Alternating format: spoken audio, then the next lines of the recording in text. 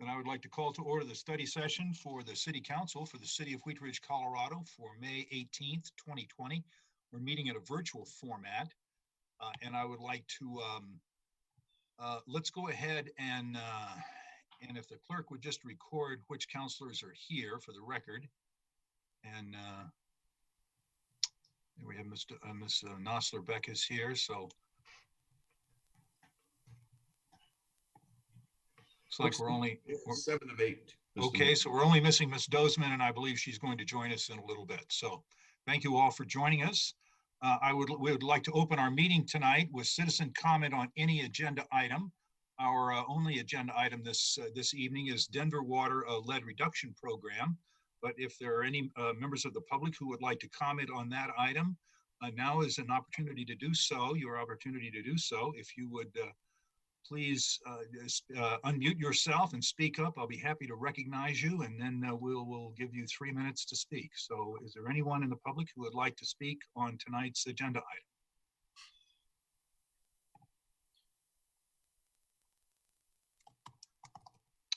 Okay, I don't hear anyone wishing to speak, so we will close our citizen comment on agenda items and go to our agenda item number 1. This is Denver Water lead reduction program. And I know we have some guests from Denver Water here. Mr. Goff, would you like to do the introductions? Sure. Thank you, Mr. Mayor. Yes, we have Denver Water here this evening. Janine Shaw, and she has some folks that she'll introduce, but they're here tonight to talk about their lead reduction program. Thank you very much. This meeting is being recorded. And our meeting is being recorded. So good. So anyway, nice to have you with us. If you'd like to go ahead. Great. Thank you so much for the introduction, and we're really happy to be here talking about this with you tonight. So I'm Janine Shaw, and I'm our local government affairs manager at Denver Water. And presenting tonight, we'll have Alexis Woodrow. She's our lead reduction program manager, and she'll be sharing her screen. She can't do video at the same time, unfortunately. Okay. And we also have Megan Truby, who's our government and community relations manager on, and her and I are mostly here to answer questions if there's anything additional. So okay. I am going to go ahead and kick it on over to Alexis. Thank you. Thank you. Thanks, Janine. Good evening, everyone. Thank you for giving us an opportunity to present about our lead reduction program. I am going to pull up the screen. Can you all see it? Not yet, no. Okay.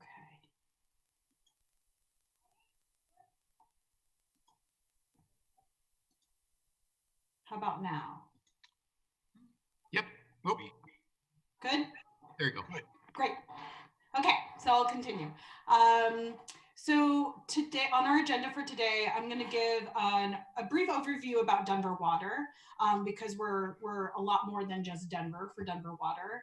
I'll provide an overview of the lead reduction program,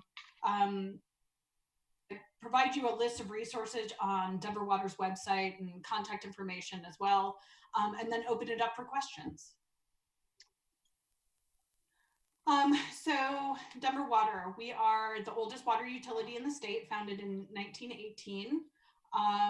We are governed by a five-person board of water commissioners, and it's governed independently from the city and county of Denver. Our water supply comes from mountain snowpack, which is why it's so tasty. And we serve 1.5 million people with roughly 2% of water used in the state. And we are actually the 3rd largest landowner in the state. So fun fact for that too. So as I mentioned, we serve 1.5 million people treated water in the Denver metro area. For context, the city and county of Denver is roughly about half that population. So we serve a lot of the surrounding suburbs for the metro area. And so we have infrastructure projects such as North System Renewal that connect into Wheat Ridge and the surrounding suburbs. So this is a little bit of a zoom into our service area. So you can see the red line is the boundary of our service area. Actually, outside of that red boundary, we also have raw water contracts. But for Wheat Ridge, we serve treated water via master meter distributor. And what are distributors? So we provide service for many of the surrounding counties within the city and county of Denver. It's about 63 different contracts that we refer to as distributors. And those 63 contracts are all rolled into our integrated service area. So we've got 3 different contract types. We've got read and bill, master meter, and total service. And there's a variety of different types of services that go along with the type of distributor. So for a total service, just like it sounds, they are provided billing as well as treated water and other services within Denver Water's utility, such as infrastructure updates. Read and bill distributors are ones that receive their bill from Denver Water, but the infrastructure is managed by by that distributor. And then master meter, where we're providing treated water, but once it gets on the other side of that meter, that wholesale distributor ends up providing the billing and infrastructure maintenance. And so for Wheat Ridge, it's 3 different master meter distributors that provide water to your city. So this is a very extended timeline about lead in drinking water. But first and foremost, I think everybody can acknowledge the fact that lead is bad. It's bad for human health. And what we find is in the first half of the 20th century, lead was very prevalent and used in a lot of different types of products, such as gasoline, paint, and in plumbing supplies. Particularly water service lines. So water service lines are the pipes that connect from the water mains in the street into people's homes. And prior to 1950 in Denver Water Service area, they were very likely to be made of lead. It was used as the industry standard. It's a soft malleable metal, so it was very prevalent. It was also used in other types of plumbing sources, such as lead solder, which connects copper piping inside the home. As well as brass fittings. Up until 2014, brass fittings could contain up to 8% lead. So in the first half of this 20th century, you see lead being used as an industry standard. And then in the latter half, you see a lot of regulations, not just for lead in drinking water, but lead in gasoline, lead in paint. But it wasn't until 1986 that lead pipes were banned federally. And in 1992, the lead and copper rules was established under the Safe Drinking Water Act. And the lead and copper rule is a little bit of a unique regulatory law in the sense that it requires water utilities such as Denver Water to test homes within its service area for both lead and copper releasing in their plumbing. So even though the water that Denver Water sends to their customers doesn't contain lead is prevalent in older homes, older fixtures within the house. And so we test those levels. In addition to that, the lead and copper rule requires something called corrosion control treatment, which is a bit of a mouthful. But what it means is that we treat our water to minimize metals such as copper and lead from leaching or entering into the drinking water. And since 1994, we've adjusted our pH as our corrosion control treatment. So we were conducting testing. We were using corrosion control treatment in the form of pH adjustment. And it was working fairly well until about 2012. And that was when we exceeded the action level set by the EPA. And what that means is that under the 90th percentile of our homes that we tested, it was above the threshold set by the EPA, which is 15 parts per billion. So Denver Water conducted a massive public education campaign about the exceedance and conducted pretty extensive studying on what would have caused this exceedance. And what it was determined is that the pH, as we said it, was not considered optimal. So we went through a series of studies and it culminated in a paper that we provided to CDPHE, looking at 2 different types of treatment methods. One was elevating pH, and the other was orthophosphate. These are both tried and true corrosion controlled treatment techniques. But we actually said that even though orthophosphate performed better, Denver Water had some concerns about the long-term nutrient loading and downstream impacts. Nonetheless, following the letter of the law, the Colorado Department of Public Health and the Environment designated orthophosphate as the optimal corrosion control treatment technique. This concerned many of our watershed, wastewater, and environmental stakeholders. So we actually engaged in an MOU with the state and launched a really extensive stakeholder process where we did further research. And one of the outcomes of that research is the offering of a potential variance, a variance from the order of orthophosphate. And so that variance, and we'll get into a little bit more detail, is the lead reduction program. And what we viewed it as, Denver Water viewed it as a multi-tiered, multifaceted approach to being proactive at removing lead at its source and protecting all customers from lead exposure, as well as protecting the environment. We went through a public input process through the fall of 2019. And submitted a final approval for EPA in September of 2019.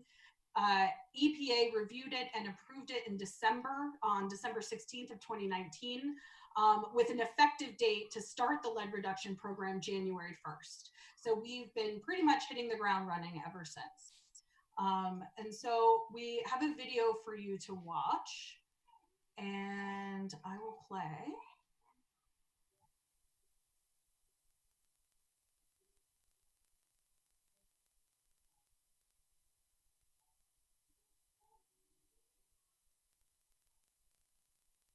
Hey, Alexis, I don't think we can hear the sound of the video. Oh, really? Yeah, you have to share your device sound or audio. All right, hold on. Let me try this one more time. I need to share my device. Audio. Okay.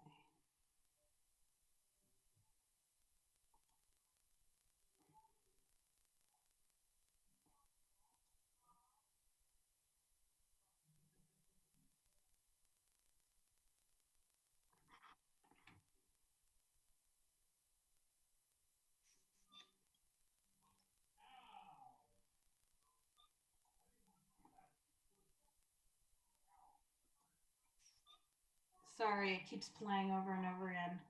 Let me.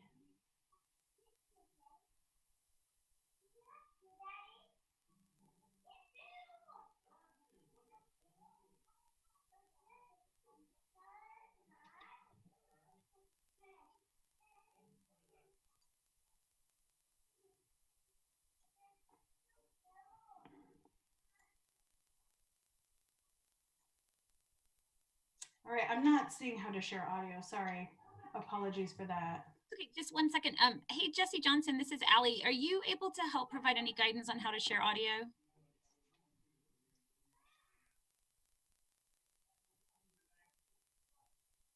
Don't know if Jesse's able to hear me. Okay, thank you. Hey, can you hear me? Oh yeah, go ahead, Jesse. Yeah, we're in Chambers. I don't think we can help them. I think that's on the PowerPoint. Okay, thank you. We could go Okay. to the actual YouTube link. They might play from there. Let me try that.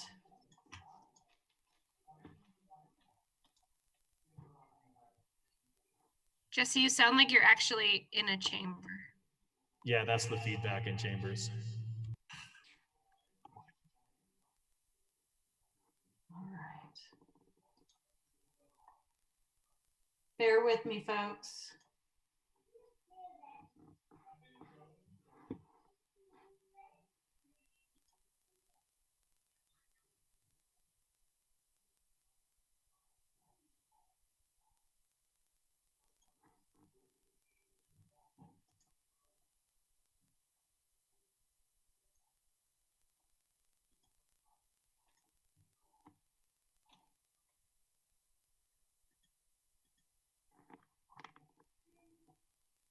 And if we need to and we're not able to share the video, We'll just, I think, share it afterward. sorry about that. That may be something that if you could get our staff, that if she could I'm sure we could send that around to our counselors. They could view it on their own Great. devices. All right, apologies for that. Not a problem. Thank you Should have so much. troubleshooted that one before.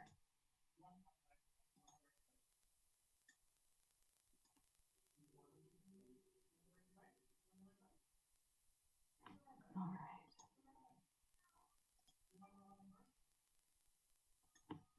right. Okay, we're gonna just move on. Can you see the slides now? Yes, Okay, perfect. Apologies for that. no problem at all. That's fine. That's fine. Thank you. Okay, so, well, I'll just talk. I don't have as good of a voiceover as Jay does on the video, but there are 5 major elements to our lead reduction program. The first is corrosion control treatment, clearly the most important. And as part of the variance order and the lead reduction program, the corrosion control treatment is pH adjustment. And I'll get into a little bit more detail about what that is. The next step is the lead service line inventory. As I mentioned before, there's different sources of lead in plumbing, but lead service lines are a major contributor to lead in drinking water. And that the reason being is that the pipe itself is made of lead, whereas if you're looking at other sources of lead in plumbing, copper with lead solder, as well as brass fittings, is just a much smaller percentage of lead compared to the service line. So part of our program is to not only maintain an inventory, but to track all of that and post it on our website publicly. And so I'll show you a version of the map that's available on our website. The third element to the lead reduction program is a filter program. So any customer with a known or suspected lead service line within our service area will be provided a picture and filter replacements and be included in the program with educational materials. The fourth component to the program is lead service line replacement. So any service line in our, I'm sorry, someone's raising their hand. Yeah. Thanks. Sorry. It's Mayor. okay. Al, go ahead. Okay, thanks. Do you have a question? I just had a question. You had talked about the 3 different types of programs that Denver Water services. And so would all 3 of those qualify for these elements? Yes, that's a great question. Yeah, so we've got different types of distributors, the master meter, the read and bill, and total service. All of those types of agreements, all of those types of distributors are included in this program. Thank you. Yep, absolutely. Service line replacement, that's a core component. It's the proactive approach for the program to remove lead at its source. So we are conducting full replacements of non-copper service lines. So that'd be lead as well as galvanized pipe over a 15-year period. And all of this requires pretty extensive communications, outreach, education, engaging our customers, engaging our public and stakeholders, as well as elected officials to promote understanding about the program and adapt to some of the behavior changes that the program requires. So corrosion control treatment, pH. As I mentioned earlier on that timeline, Denver Water began adjusting their pH to in 1994. And so what this shift is we're adjusting our pH from 7.8 to 8.8. And the purpose of this is raising the pH basically reduces the corrosivity of the water. It creates a coating in the inside of pipes that helps to minimize leaching of different metals from entering the water. So lead, copper, and other metals. So the corrosion control treatment is pH going from 7.8 to 8.8. pH is used as a treatment technique for corrosion control, not just in Colorado, but also around the country and around the world. Several major utilities in the country use a high pH, such as San Francisco uses it, as well as Westminster. So the lead service line inventory, as I mentioned, Denver Water has posted a map on our website that lists out every single known suspected or non-lead service line within our entire service area. And as you can see by that orange outline, it goes well beyond the city and county. It's covering all of our master meter, read and bill, and total service districts as well. We've also partnered with all of our distributors to evaluate these inventories. It's a pretty massive data set.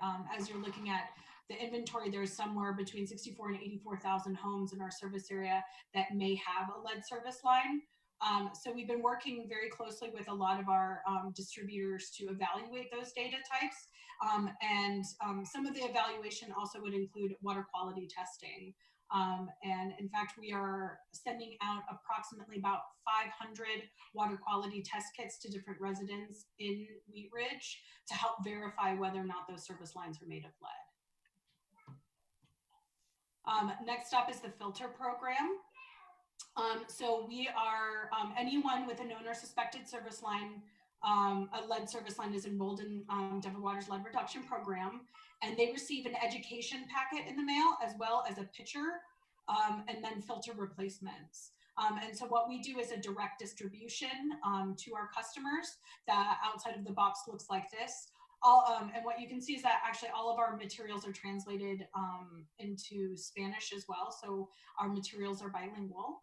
And so we are rolling this out through the city of Denver and our distributor districts now. We began distribution at the end of March and expect to be done by the end of August. So the majority of filters distributed to our customers will be completed by July, and that's when they would be going out to Wheat Ridge. And so this is what it looks like. It's a Brita long last filter. And the pitcher is about a 10-cup pitcher. We have instructions that go into that box that I showed you here. Let me go back. There's instructions as well as other educational materials that go in the box. We also have a video available on our website. It walks you through how to activate the filter, how to change out the cartridge. The filter cartridges last about 6 months, and we'll continue to replace those for all customers enrolled in the program until they either get their service line replaced or we verify that their service line is not lead. And why are we providing those filters? Well, the idea is that filter is the most protective for the customers with known and suspected lead service lines. And they need to use it for drinking, cooking, and preparing infant formula. And so this is a pretty significant behavior change for our customers. It's something that could seem a little bit alarming if you receive a packet of information. Maybe you read it, maybe you don't. But then you receive this picture in the mail from a water utility, it can raise some concerns. So we just want to educate our customers that we're not in a public health crisis. But this filter allows them protection from any lead that's in their water that the pH doesn't help minimize until we can get that service line replaced or verified whether or not they have a lead service line. So that's what the filter program is for. And then the last component to the program, well, the fourth component to the program is the lead service line replacement itself. So it's removing the hardware as the treatment technique. And so again, Denver Water does not own the service line. The water service lines belong to the customer. And that's why we have a pretty broad estimate of about 64 to 84,000 properties that may have lead service lines. And a lot of that information is determined based on the age of the building, the water tap information that we've got, water quality testing, and other types of verification methods have led to that estimate. So even though we don't own the service lines, we're tackling lead at the source and replacing those service lines at no direct cost to the property owner. But because it's 64 to 84,000 lines, it's going to take about 15 years to replace all of them. We also do prioritization of replacement in communities that are the most vulnerable and at risk of lead exposure. And what we do know about lead is that children are most at risk. So we look at demographic information as well as data provided by the Colorado Department of Public Health and the Environment to help identify those communities and help that with the prioritization. Within Wheat Ridge, we suspect there's about 1,000 to 3,000 lead service lines, which is why one of the first steps that we're doing is sending out those water quality tests to help verify whether or not there's lead. But we estimate between 1,000 and 3,000 homes will be receiving filters and be enrolled in the program by end of July, early August. So communications, outreach, and education, as I mentioned earlier, this is a very, it's a very intensive program. We've had a pretty swift launch of it. And so it's very important for us to raise awareness that customers use water properly. You think about changing your furnace filter. I think a lot of people don't think about proper water usage, that if you have older plumbing in your home, you should run your water on the cold water side for several minutes every morning. We want to make sure that we're engaging with the most at-risk populations, targeting groups, community groups that can help us with those outreach efforts. And the whole idea is that this program we feel is the most proactive and preventative approach to reducing lead at customers' taps. And so then there's another component to this, equity. And so, as I mentioned before, we use a prioritization model to look at the most at-risk areas. We also conducted a language analysis to make sure that we're being able to communicate with all of our customers, not just within the city and county of Denver, but in our entire service area.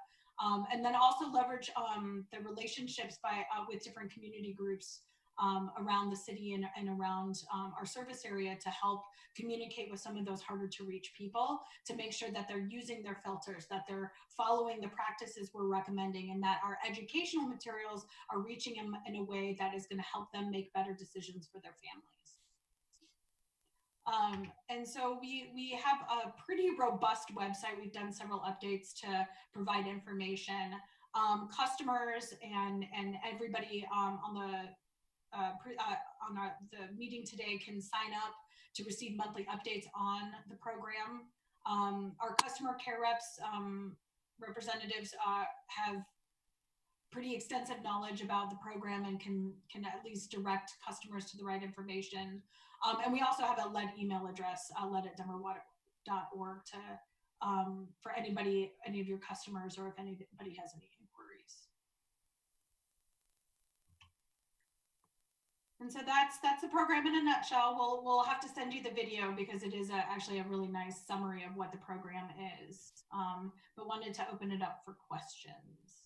Well, thank you very much, Alexis, for that presentation. I had a memo from Mr. Goff that he may be able to show us the video. I will stop sharing then. Mr. Goff, are you on? And can you make Let me that try. magic happen? Janine sent it to me. Let's see if it will work from my computer. No guarantees.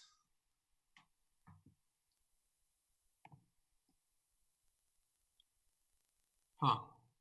Yeah, it's just, let's see, mute. I guess I can't get the audio either.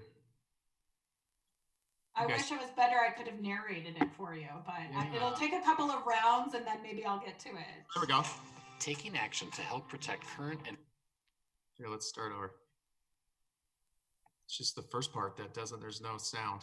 There's no audio on those first slides. Okay.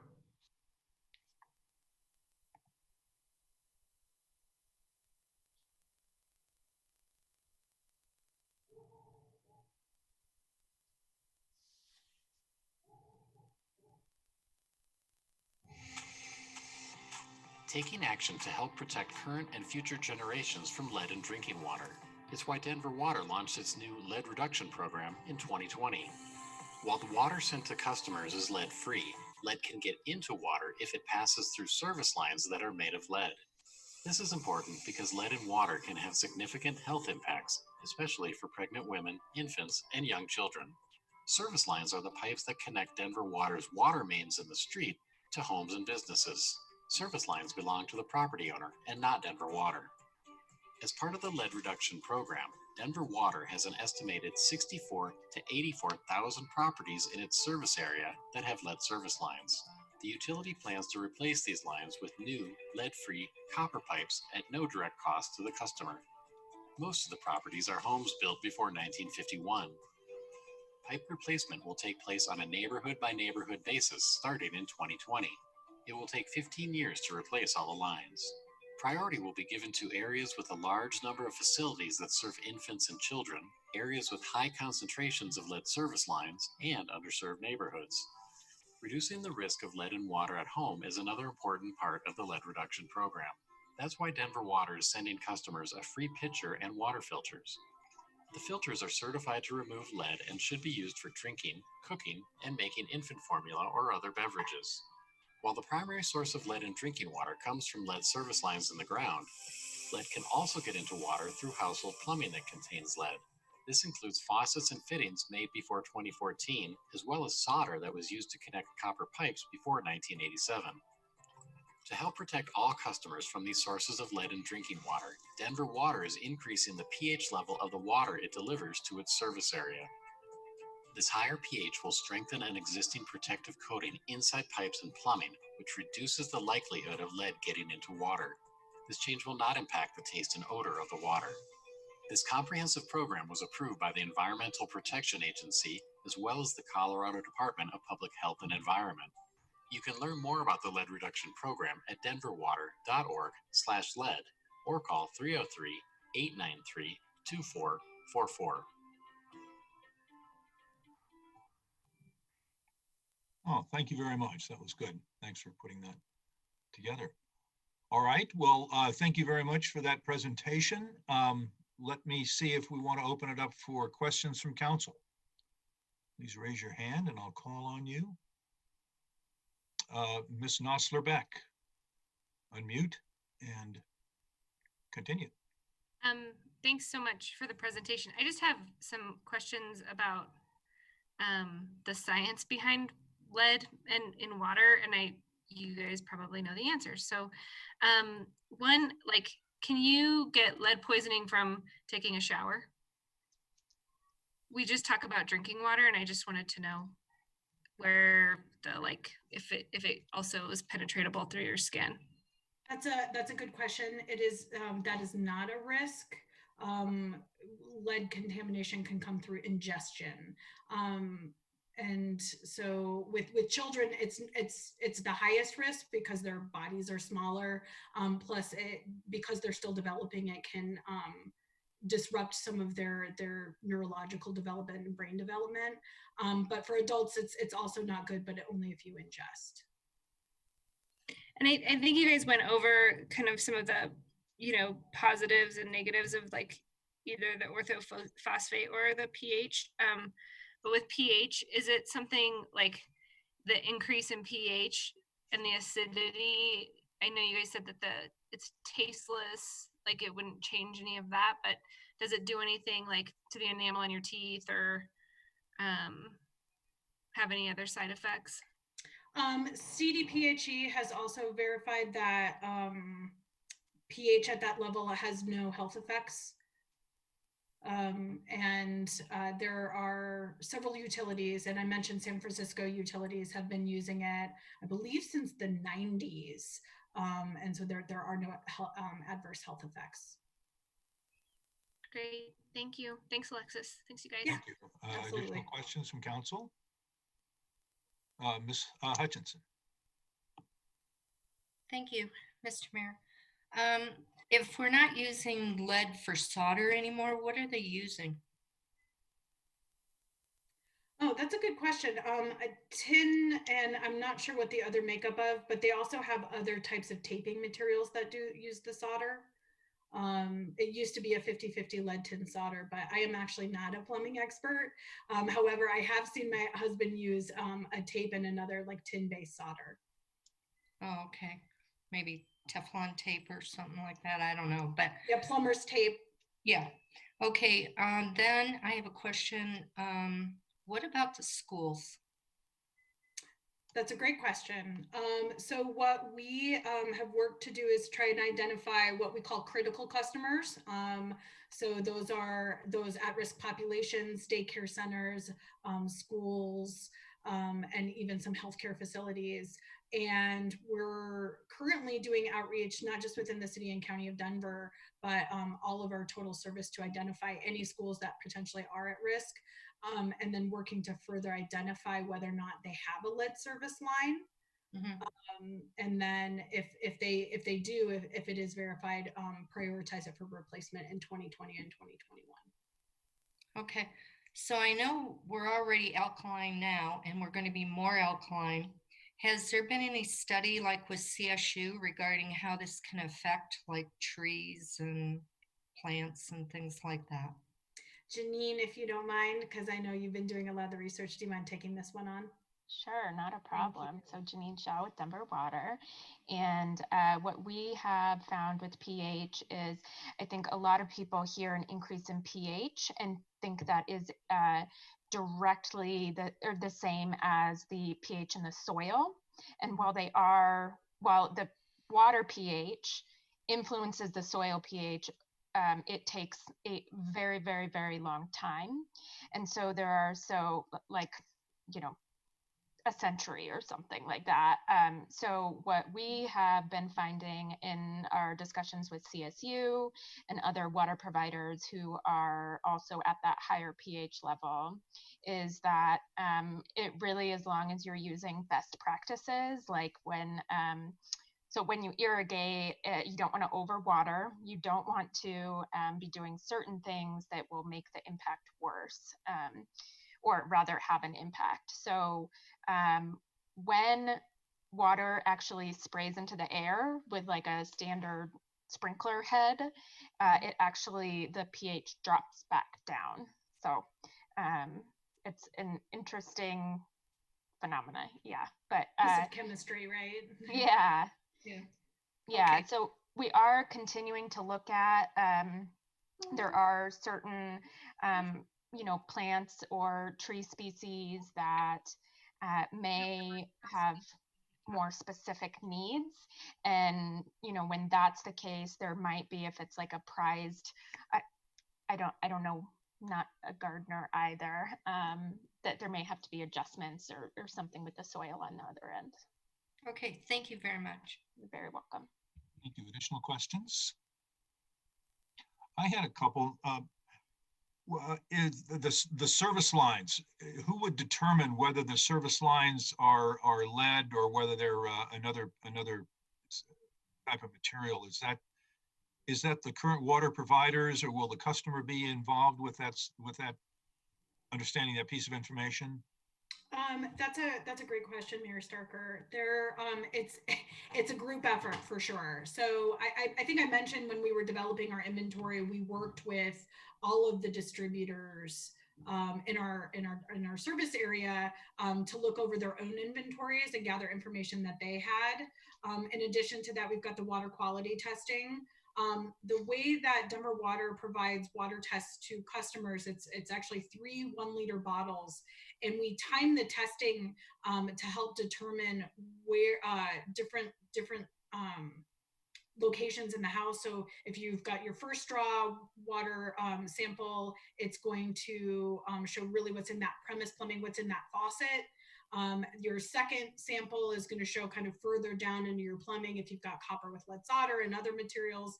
And then typically between the second and the third sample really does a good evaluation of what the service line material is. So water quality testing is one other way that we're going to do it. A lot of these homes are pre-1950.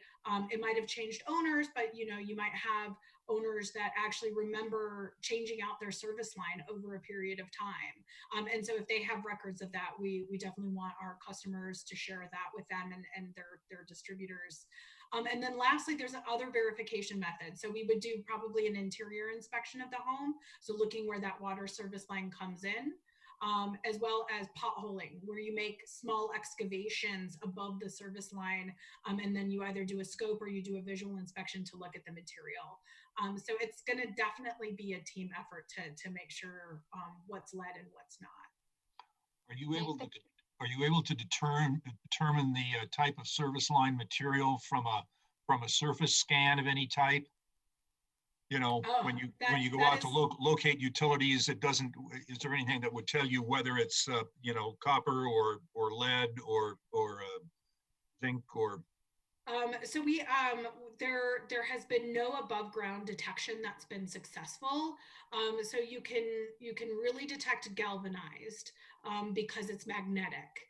And so if you have a locator, you'll be able to distinguish between a galvanized pipe versus a copper versus a lead. Unfortunately, you cannot tell the difference between copper and lead, which is totally the goal of this. So the person who can determine above ground detection is going to be a very successful person. So there's a lot of research projects that are trying to figure that out, but no success as of today. And let me ask one more, and then I think we've got some counselors that also want to ask some questions. You would replace the line, I assume, sort of size for size, and I suppose the meter may or may not be changed at that time. And then one more follow-up to that is, are you typically able to bore these into the house, or do you need to do surface excavation in order to get them in? Oh, these are great questions. So the first question is, we will replace up to 3/4 inch in size. If that was, so a lot of times the service lines that are, 50, 60 beyond, older, they tend to be actually a little bit smaller than the standard 3/4 inch copper service line. So we'll upgrade to a copper service line. If it's a school or larger facility, we'll actually replace, a 1 inch to a 1 inch. So we'll replace in kind. We'll actually swap out the meter, put in a new meter, as well as all of the fittings and appurtenances in that meter pit. And part of it is because there's that old brass, and so we might as well swap out all of those leaded brass fittings as well. And then you had other one. What was your last question? Whether you can bore it or whether you do open cuts. Okay, so that depends on the contractor. We incentivize our contractors to not open excavate. First of all, it's actually really labor intensive and it causes a big mess. So the first step that often contractors do is they try and pull the line. So they connect, a copper with to like a fitting called a bullet, put it on to like an excavator, and they just try and pull the line, the lead line out and the copper line through. If that doesn't work, depending on soil type and the like, they'll actually bore. And Denver Water's crews probably use boring about 50 to 60% of the time because it's the most successful. So we try not to do open cut excavation. It does not make people happy to see their gardens ripped up. Thank you. That's appreciate that. Additional questions from council? Just raise your hand and I'll see you. I'm looking hard. Well, that was a very good presentation. I really appreciate that.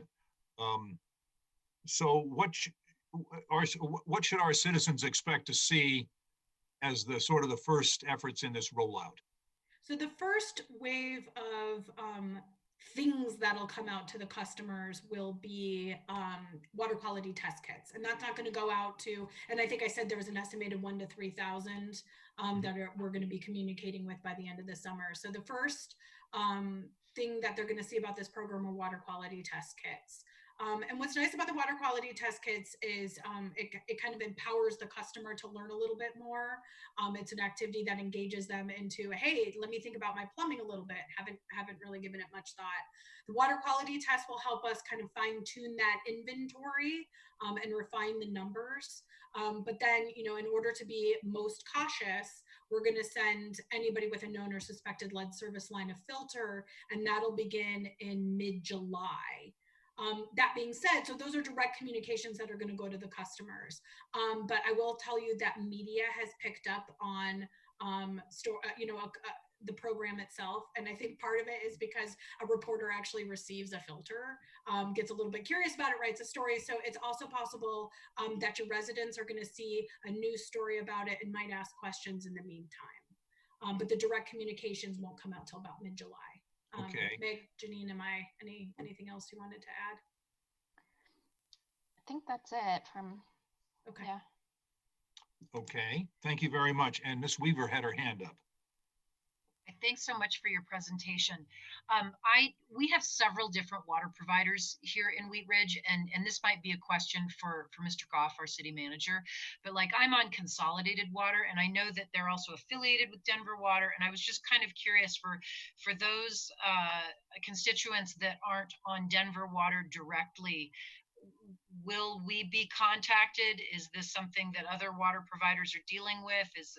Could you just talk a little bit about that? Because like, I don't get a bill from Denver Water, I get it from Consolidated Water. And I know other people in Wheat Ridge have different providers. So if you could just speak to us about, Mr. Goff, how many different providers do we have in Wheat Ridge? I know of 2, 3. I think water, we have 6 or 7, sanitation 9 or 10. Yeah. So I don't have the exact number. But. So what will it look like? Is it one voice coming from Denver Water, or is it going to be coming from each of the entities? So I don't know, Meg or Janine, if you want to take it on. Or... Yeah, I'm happy to address that one. Great, so thanks. so anybody who's in our integrated system, so inside that big red boundary map, is part of the program, whether it's Consolidated Mutual, Valley Water, or Wheat Ridge Water District. We are attempting to have everything co-branded as much as possible. So people understand that, okay, if I am in Wheat Ridge Water District and I'm used to seeing a bill from Wheat Ridge and all of a sudden I'm getting something from Denver Water, what we are doing is first we're explaining, here's who we are and our relationship to your water provider and why you're getting this letter. And then we talk, and then things co-branded as well. Okay. So we're trying as much as we can to have a unified voice in partnership with our distributors. So I'll get a letter just like anyone else would if I'm identified as having an issue. So one of the interesting things with Consolidated Mutual is part of their system is Denver Water and part of it's not. Yeah. And so it really depends on whether or not you're inside that boundary.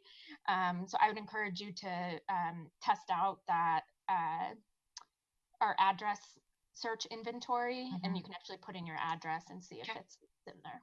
Okay, thanks. Yeah. And will you, when we get questions, where should we direct our residents to call? Who should they call?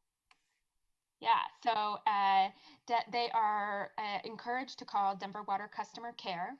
So they're welcome to, a lot of people will just call their water provider. So if it's Wheat Ridge Water District, they might start there. Sure.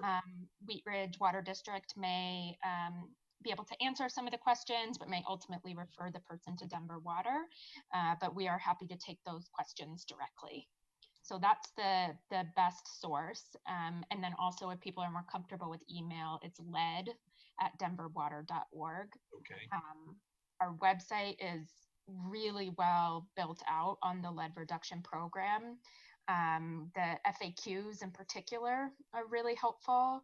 From my experience, one of the first questions we get is, well, do I have a lead service line? And then the second question is, okay, if I do, when is it going to get replaced? And so one of the things that we didn't touch on tonight is our reimbursement program. So as you heard, the program is 15 years long to replace all of the lead service lines. We cannot plan out individual service line replacements that far out. So we are doing it year by year, learning as we're going, trying to coordinate with other projects so there's less disruption. And as our model gets better, figure out where the higher density areas are. So if a customer calls and says, am I on the list? When am I going to get my service line replaced? If they are not on our 2020 list, our answer is we can't tell you, which is really uncomfortable for a lot of people. So we're about a year out telling people of where they are in the list. So what we are providing is an option for reimbursement of 50% of the cost that we estimate it takes to replace a lead service line. So our estimated cost based on a pilot program that we did where private contractors did the replacements was that it cost about $7,600 to replace a service line. So customers who want to replace the service line on their own, want to hire somebody, get it done sooner, have that option. There's information on our website about that as well, where they would get a 50% reimbursement if they qualify, up to $3,800. Okay, thank you. Yeah. And when you start replacing lines, are they planned to be replaced in certain neighborhoods, so you'll do all in a geographic area? Is that kind of the thought behind that? Or? Yes, that's correct. So there's efficiencies with having it in a specific geographic area. You get concentrations of lead service lines in older neighborhoods. You're not having your contractors mobilize all of their equipment and things like that, which also has impact on, customers. And so we want to reduce customer agony, get in there, focus on a geographic region, and then continue to move on. For 2020, we're focused within the city and county of Denver. And part of the reason is to develop a framework because we work with so many city agencies. You're working with permitting, both interior inspections as well as your street cut permits. It's a lot of logistics. So we're trying to get it all kind of figured out within the city and county of Denver before we approach outside the city in future years for replacements. And I think the one thing I would add to that as well is that because of COVID-19, there are actually some places that would normally be open and it'd be really difficult to do the replacement because it requires a water outage. So we are actively looking at that critical customer list and trying to get into those places now while they're closed and while they're not occupied. And that's throughout our service area. Sure. Okay. Thank you. Ms. Dozeman. Thank you, Mr. Mayor. So I just had a question about the shared cost. If it weren't to be a part of the reimbursement program, what is the cost that you guys would cover versus the homeowner? The lead service line replacements are at no direct cost to the customer. So they get absorbed through our rates. Okay, and so it would be at least more cost beneficial for the homeowner to wait to have the service done through you as opposed to a reimbursement program? Yes, if they went through the reimbursement program, they would have to pay, and they would pay the full amount and be reimbursed $3,800 at the end of it once we verified that the service line was replaced. Whereas if they wait sometime within the 15 years, they'll get their service line replaced at no cost to them. And so after you identify it, I saw that you offer like filters. Is that until they have it replaced, or is it just like a one-time you get the bottle and then they have to replace the filters? No, that's a great question. They any customer who's enrolled in the program will get a pitcher filter as well as the filter replacements until they get their service line replaced and for 6 months afterward. Now, there's going to be some customers that we are providing them filters, and we further down the road verify that they don't have a lead service line, they have a copper service line. At that point in time, they'll be notified that they don't have a copper service line, they're no longer enrolled in the program, and then we will no longer be providing them filters. But if they have a lead service line, they're getting filters until that service line gets replaced. And just one follow-up as far as that, is there any kind of issue as far as liability with like you guys identifying a potential lead service line and then not replacing it soon, and then there potentially being health issues within a family or household? I'm not aware of any of the liability issues, but that's one of the reasons why we are providing the filters for drinking and cooking and preparing infant formula, is to offer that protection to those customers until we can get that service line replaced. And how quickly are you able to identify, like, is there like a backlog of customers with the identification process, or do you move along that pretty quickly? So with the inventory, we have a list of 64 to 84,000 where it's suspected. Prior to replacement, we conduct investigations such as water quality testing and potholing to verify. And then once they're verified, we just make sure that they're enrolled in the program, that they're receiving the educational materials and the filters. And so if there's a change in ownership, right? So you could have someone sell the house and you have a new owner come in. We have a mechanism through our customer care billing database to make sure that we, with that transfer of service, provide that new homeowner with a pitcher filter and educational materials to make sure that they're protecting themselves. And then the only other thing that I wanted to add is that, you've got that frontline treatment, corrosion control treatment with the pH. So you're protecting customers not only with lead service lines with the pH, it's reducing the lead levels by as much as 50%. You're also reducing the lead levels from that lead solder with copper pipe, as well as those older brass fittings. So the pH is really the overall protection for all of our customers, for the 64 to 84,000 in our service area that have lead service lines. The filters and the lead service line replacements become that preventative measure for them as well.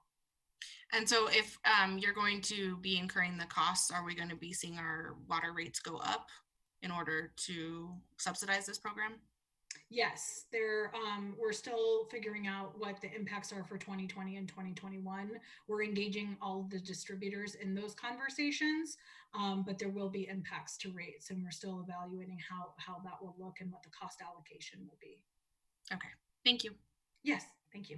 Good questions. The one thing I would add to that as well is with the inventory being between 64 and 84,000 lead service lines in our service area, we cast a really broad net. And so the number is not going to go up. We're looking to bring it down and hone in from there. So it's not, if there's somebody that's not on our list, we do not expect somebody to then be added to the list. It's going to be taking people off as we find out more. Additional questions? And I assume this goes not only for your residential customers, but for your commercial customers also? That's correct. Yes, we and any commercial customers or commercial businesses with lead service lines will also get those replaced. Thank you. And we do have Meg Truby here if there are any questions about communication, outreach, education for City of Wheat Ridge residents and businesses. And she's more than happy to provide a little bit more information about what that looks like if folks are interested. Okay. Well, thank you all. Any more questions from council? Well, I'd like to thank you all very much for a very thorough presentation on this. I'm sure we'll have some questions, but we know where to send them, I hope. But we're not going anywhere, so yeah. All right. Well, thank you very much. Thank you Ms. for your Shaw, time. Ms. Woodward, and Ms. Truby for joining us tonight. We appreciate it, and we will hopefully be able to provide our residents with the information that we have, and if we don't, we know where to send them. So thank you very much. Thank you. Thank you very much. And look Have a forward good to a evening. successful rollout. That's a mouthful. Thank you. Yeah. All right, thanks so much. Bye. Okay, we will go to item number 2 on our agenda is staff reports, and I'll go to Mr. Goff. Yeah, thank you, Mr. Mayor. I do have several this evening, and sent you a couple emails over the weekend with a couple of the updates. I think we'll start with the updates on the hook ramp project. We do have Tyler Carlson with Evergreen. He's on the phone. He's not going to be on video, but he's on the phone to help with any questions. And then Jerry Dahl, I believe, is also on the line. Is that you, Tyler? Yeah, I'm here. Do you mind staying on mute for a bit? You kind of got some background noise. Thank you. So as my email noted that I sent you last night, I believe, want to give an update on the hook ramp project and the progression of that. And to summarize, and then I'll get into a little bit of the details. We're going to continue the hook ramp project and to get it finished in a timely fashion so that the Clear Creek Crossing project can move forward. We're going to use some of the funds, the bond funds, 2E bond funds that are allocated for the Wheat Ridge Wheat Ridge Ward TOD station projects to finish this until we get reimbursed with funds from the developer when they issue bonds or the city has additional revenues, depending on how the budget does during COVID here. So a little bit of history. We have quite a few new council members, so some of this was completed and approved. Agreements went into effect several years ago. So as you know, the city issued $33 million in bonds in 2017 for 4 different projects. 10 million of that went to the Hook Ramp project and 12 million went to the Wheat Ridge Ward TOD station projects. The other went to Wadsworth and Anderson Park, the rest of the funding. Right now, we're looking at probably about 17.5 million total projects to complete the Hook Ramp project. When we did the ballot question back in 2016, we put $10 million in for the Hook Ramps, not as a final number that we thought would finish the Hook Ramp project. It was just a good chunk of money that would contribute to the project to help get the project off the ground. We didn't know what the exact number was back then, but we always knew it was going to be more. So it was never intended that the 10 million would complete the whole Hook Ramp project. So we entered into a couple different agreements with the Longs Peak Metropolitan District, which is the district that oversees the Clear Creek Crossing project, and Evergreen Development holds a majority of the seats on that district. So in 2018, we entered into an intergovernmental agreement with the district for the construction of the ramps. In that agreement, it said that the city would use its $10 million bond funds for the construction of the Hook Ramps, but then the city would also pay for everything above 10 million to finish the Hook Ramps. And then whatever it took to finish the Hook Ramps, right now we're estimating that to be about 7.5 million. The city would pay for that up front, but then we would be reimbursed from the Longs Peak Metropolitan District when they issued bonds for the project. As you all know, there's been a lot of changes this year. COVID has thrown a wrench into a lot of different things, and this project is not immune either. We were intending to use general fund reserves and also putting a few other capital projects on hold to be able to cash flow the difference above the 10 million and get the Hook Ramp project done. But as you all know, we are projecting anywhere between 10 and 30% reduction in revenues this year. So using general fund revenues reserves is just not going to work. Also, the Evergreen is still working very quickly and diligently on the project. However, they can't issue bonds until they have numerous tenants signed up and under contract. Maybe I'll let Tyler speak to that when we get to him. So there's a couple different issues there. The city doesn't have the money to pay for the Hook Ramps, and the Evergreen, the developer, and the district doesn't have the capacity necessarily to issue bonds right now to reimburse the city.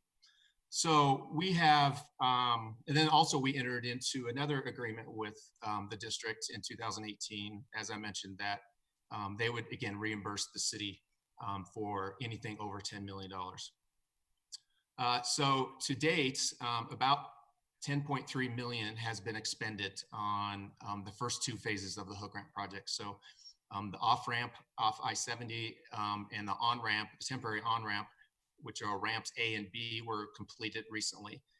The next phase, phase C, is the permanent on-ramp to get back onto I-70 West, which will be a flyover bridge that goes over 32nd Avenue. So they were about ready to start that piece of the project. We looked at potentially holding off and canceling or postponing that piece of it until we have a better idea of revenues and the developer can get more tenants signed up and potentially issue bonds. We met with CDOT and there was a possibility we could do that. But we are under contracts, or the district is, with Mortensen, who's building the Hook Ramps. And if we cancel or delay the project, there's about $1.3 million in expenses demobilization costs and damages that the city would have to pay above and beyond what the project costs today. So we don't think that's very fiscally prudent when we have money set aside in the bond fund that we can use to pay for this. The only impact, really it's a small impact we believe, is that some of the projects over at the Wheat Ridge Ward Station will be delayed a bit, not too long hopefully, but many of the projects are still moving forward at the Wheat Ridge Ward TOD Station. All the designs will still move forward so that when we do have the money to finish the pedestrian bridge and the trail at the Wheat Ridge Ward Station, it'll be ready to go. There's also some of the road work that will continue, improvements to Ward and Ridge Road, which is a requirement from CDOT. That project will still move forward. So there'll still be work going on at Wheat Ridge Ward, but a good chunk of the money that's set aside we need to use for the hook ramp project. So let's see, I think that's pretty much it of my background on this. We had numerous discussions with our bond counsel and legal, and it is okay. There's nothing wrong with using a portion of the funds that were set aside for the Wheat Ridge Ward Station to finish up the hook ramp project. Actually, our bond counsel says it's the smart thing to do. You should do that. It's not violating any bond ordinances or the ballot question. We're still intending to finish all projects that were promised to voters. It's just that some may get a little bit delayed so that we can finish the hook ramp project. The hook ramp project is going to have really the biggest cost benefit, we believe, at this point for the city, because once the infrastructure is completed, that just enables the developer and the district to get that project finished, get some sales tax generating businesses in there that the city will benefit from. So Mr. Dahl is on the line, as I mentioned, and Tyler Carlson, you can unmute yourself if you like, and we'll take any questions that you may have. Okay, questions from council. Ms. Hulteen and then Ms. Dozman. Thank you, Mayor. My question is, what does the scenario look like in the event that there's difficulty on behalf of the developer to get the bonds? Can you give us a little bit better idea of like what that process looks like and what delays and what those scenarios would look like for the city? Sure, and Tyler maybe jump in, but Tyler with Evergreen is, he is working with his bond counsel to see what capacity they have today for bonds based on what is currently committed for the site. And it's not much. So that's really the issue here. If we don't get the infrastructure done, that is going to probably delay the time that it takes to get tenants signed up and the ability of the district to issue bonds. So it kind of goes hand in hand. But Tyler, are you on there still? Yeah, I'm still here. Did you want to respond to that? Yeah, I'm happy to respond to that. Thank you, Mayor and Council, for letting me participate today. You know, right now, where we sit with our current debt capacity for the district, based upon our construction of the multifamily project, and then we've got our transaction closed with Come and Go gas stations. They got their SDP approved and closed actually last week, which is great.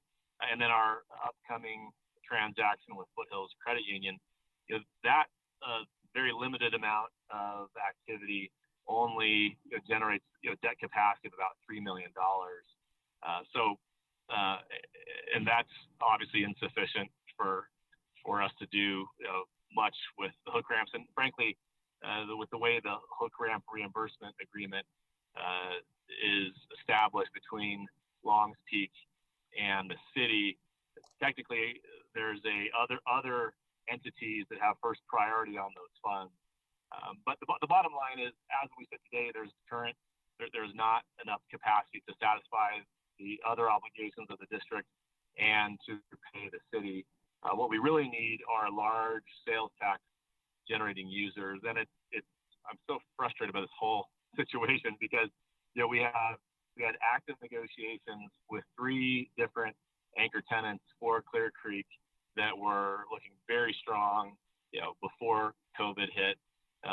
All 3 of those groups still are interested in moving forward, but as you can imagine, they've got their focus elsewhere at the moment with the current crisis. So we're very hopeful that once the storm passes, that our sales tax generating users that will allow us to do a significant bond issuance to repay the city for it fronting these additional dollars. But right now, it's hard for us to exactly predict where when that will occur. If you would have asked me this 90 days ago, we were planning on issuing bonds by the end of 2020, and it was going to be a short throw between the city fronting some of this additional money, over $10 million, and us reimbursing the city. And in fact, we believed at that point that the city would actually never fully fund the balance of the project because the flyover bridge, won't be complete till next summer. So we thought that we'd be able to replace the city's cash kind of midway through. But right now we can't, and it's in everyone's, I think, financial best interest to keep the train on the tracks. And so we're grateful that city staff came up with this creative solution that will allow us to keep that moving forward until such time, hopefully in 2021, where we'll be in a position to issue that debt in a significant manner that will allow us to repay the city. Thank you. And then my second question maybe is for either Patrick or Mr. Dahl. To swap out the funds from the designated TOD improvements to this, what action, is that just something that you have the authority to do, Patrick, or is that something that needs to go through a process? No, the funds are already all allocated in the 2E budget, and right now they're split up between the 4 different projects based on what we thought we would need in this year. So it would basically just be a transfer, administrative transfer in the budget itself. And that's all it takes, really. Thank you. Additional questions from council? Ms. Dozeman? Thank you, Mr. Mayor. So Patrick, when do you expect us to get some projections as to like how badly we were hit by all of this as far as financially goes? We have some numbers from April, and April was better than we expected. I think we were looking at closer to a 50% decrease, and I think it was only somewhere between 20 and 30. We don't have May, of course, yet, and we think May is going to be worse. But, I've been seeing a lot of activity out and about recently, people shopping. I know it's not going to be back to normal for some time, but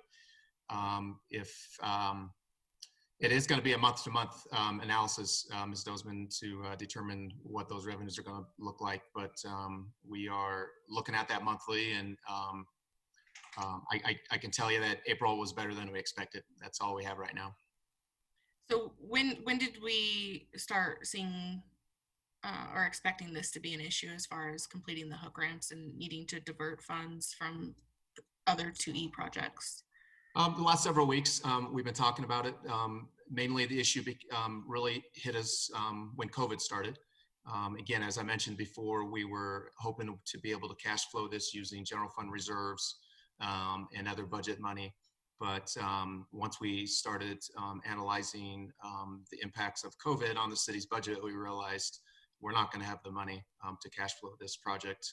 And if the Wadsworth project comes in higher than expected too, we may have some issues there. So just in the last few weeks, we've been, as I mentioned earlier, we've been having many different discussions to figure out how to move forward. And we had meetings with CDOT in the last couple of weeks. And I think we got them on board potentially to, if we had to, postpone the project. But as I mentioned, then we finally got numbers on what it would cost the city, throwaway money, basically of $1.3 million if the project was delayed, because we have contractual obligations with Mortensen. And if they have to demobilize, there's clauses in the contracts that they get paid damages. So my only concern is that we have been anticipating this somewhat, and the voters voted on these specific projects, and there doesn't seem to be a solid timeline as to when this money would be paid back. And the delays to the TOD project, that's kind of up in the air as well. And I mean, what projects will this directly impact at the TOD site? Primarily, probably the construction of the pedestrian bridge, which is a good chunk of $5 million. But as I mentioned, that's not fully designed yet. So we have enough funds to finish the design. That's going to take several months anyway. Construction probably wouldn't start on that until next year anyway. So a lot of things are going to move forward with TOD.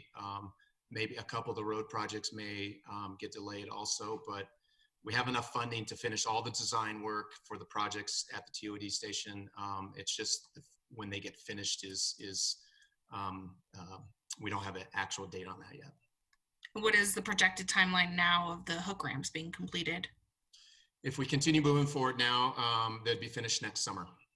So about a year, I think. 12 months or 18 months, Tyler? It's about 12 months still? Yeah, it's about 12 months. Next June is the scheduled completion date of the flyover bridge, and then the final, connections of ramps B and C. So, I mean, that's another good point, Ms. Dozman, that, we'll be cash flowing the rest of the hook ramp project for over a 12-month period. So we don't have to give Evergreen, the district, or the contractor the $7 million or $7.5 million tomorrow. We'll be paying this monthly. And, a lot of things could change over the 12 months, and we may have more revenues. We may get federal funding that could be for some of these projects, and which we could put right back into the TOD project. And so this doesn't need to come to a formal vote. We don't need to be discussing this at a regular business meeting or anything. No, This is like it's really just a timing issue of when a couple projects get done. As I mentioned, we had long discussions with bond counsel, and they said, no, this is totally fine. You're meeting the intent of the bond ordinance and the ballot question. It's just the timing of when all the projects get done. Okay, thank you. Thank you. Additional questions, Ms. Hoppy? Because this is something that, thanks, Mr. Mayor. Because this is something that, is where we are kind of paying on a monthly basis, and we don't have to, put the whole $7.5 million out right off the bat. Then at some point down the road, if our general budget becomes a little more flush, then we could, do that transfer back over to it sooner than maybe perhaps the bonds getting done. Is that right? Exactly. Yep.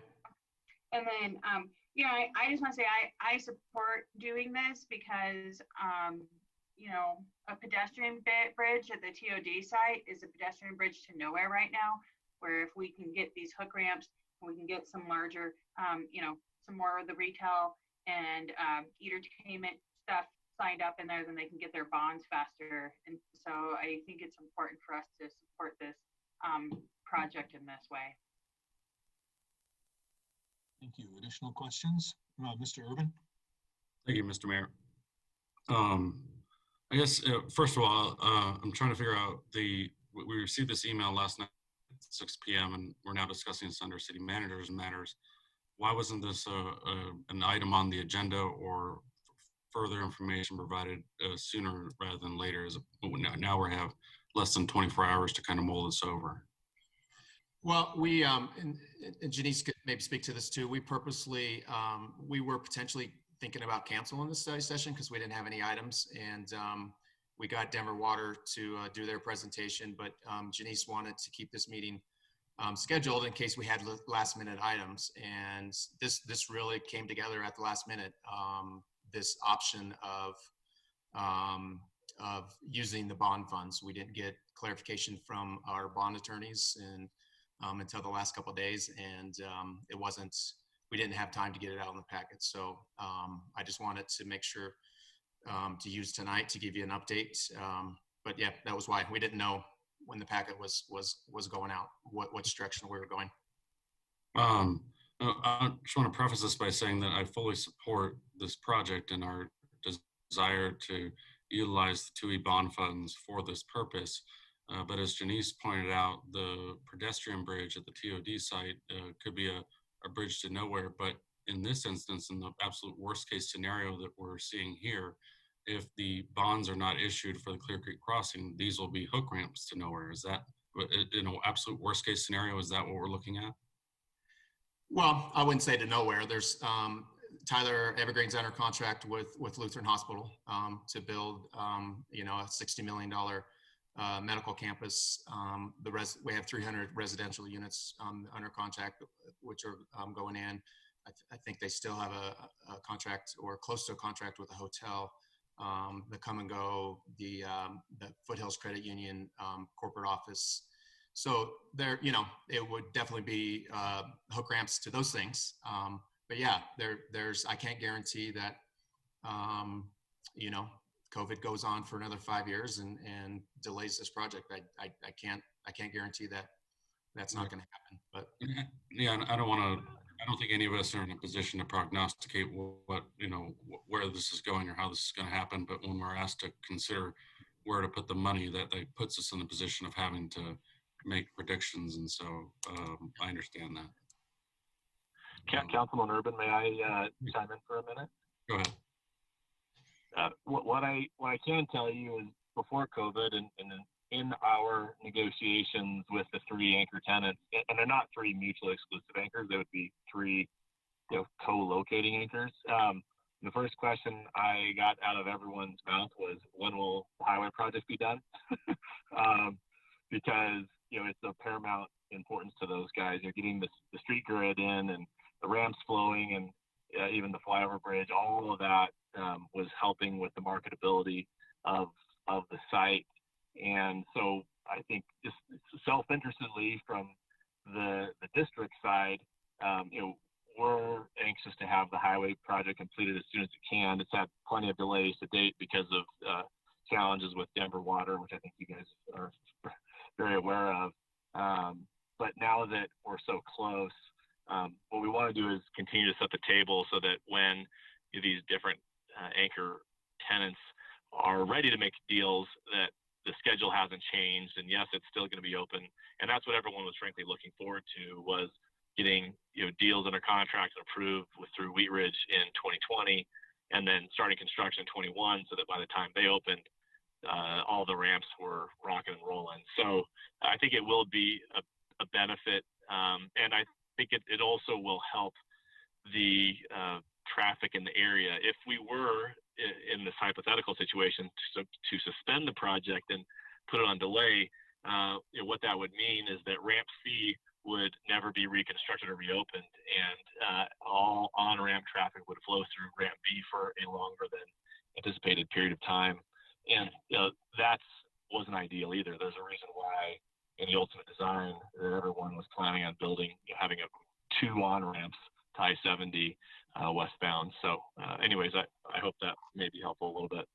That does help, and I understand the concept of setting the table here, and the ability to issue bonds will be a greater likelihood if these hook ramps are in place, and it makes sense that we would move forward with that, because without the hook ramps and without the progress on the highway, it makes it more difficult to sign leases. So I understand the bet, but I just want to understand the worst case scenario as well.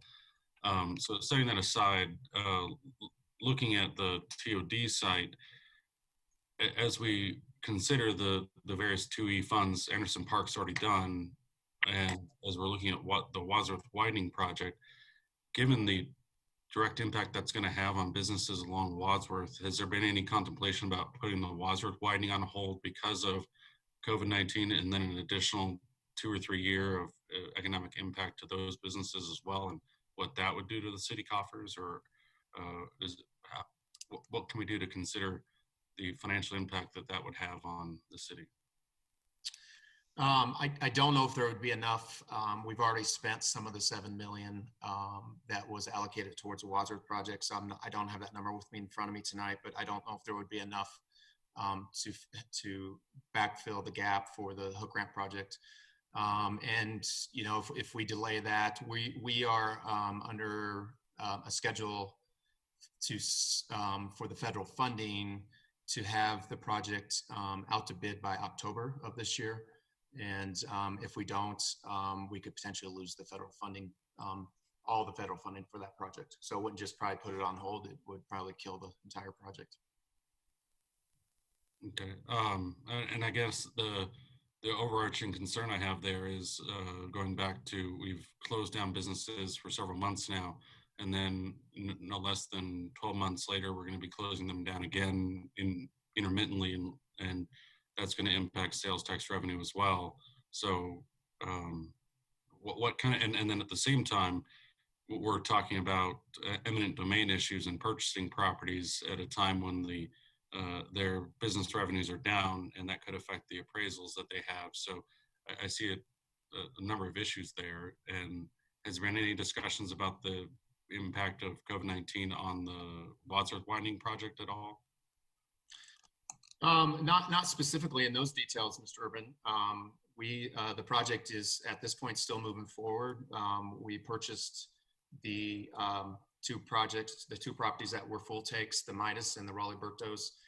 We came into agreements with those. The rest of the right of way are smaller pieces up and down Wadsworth. The final designs are being done, and it's scheduled to go out to bid probably in September.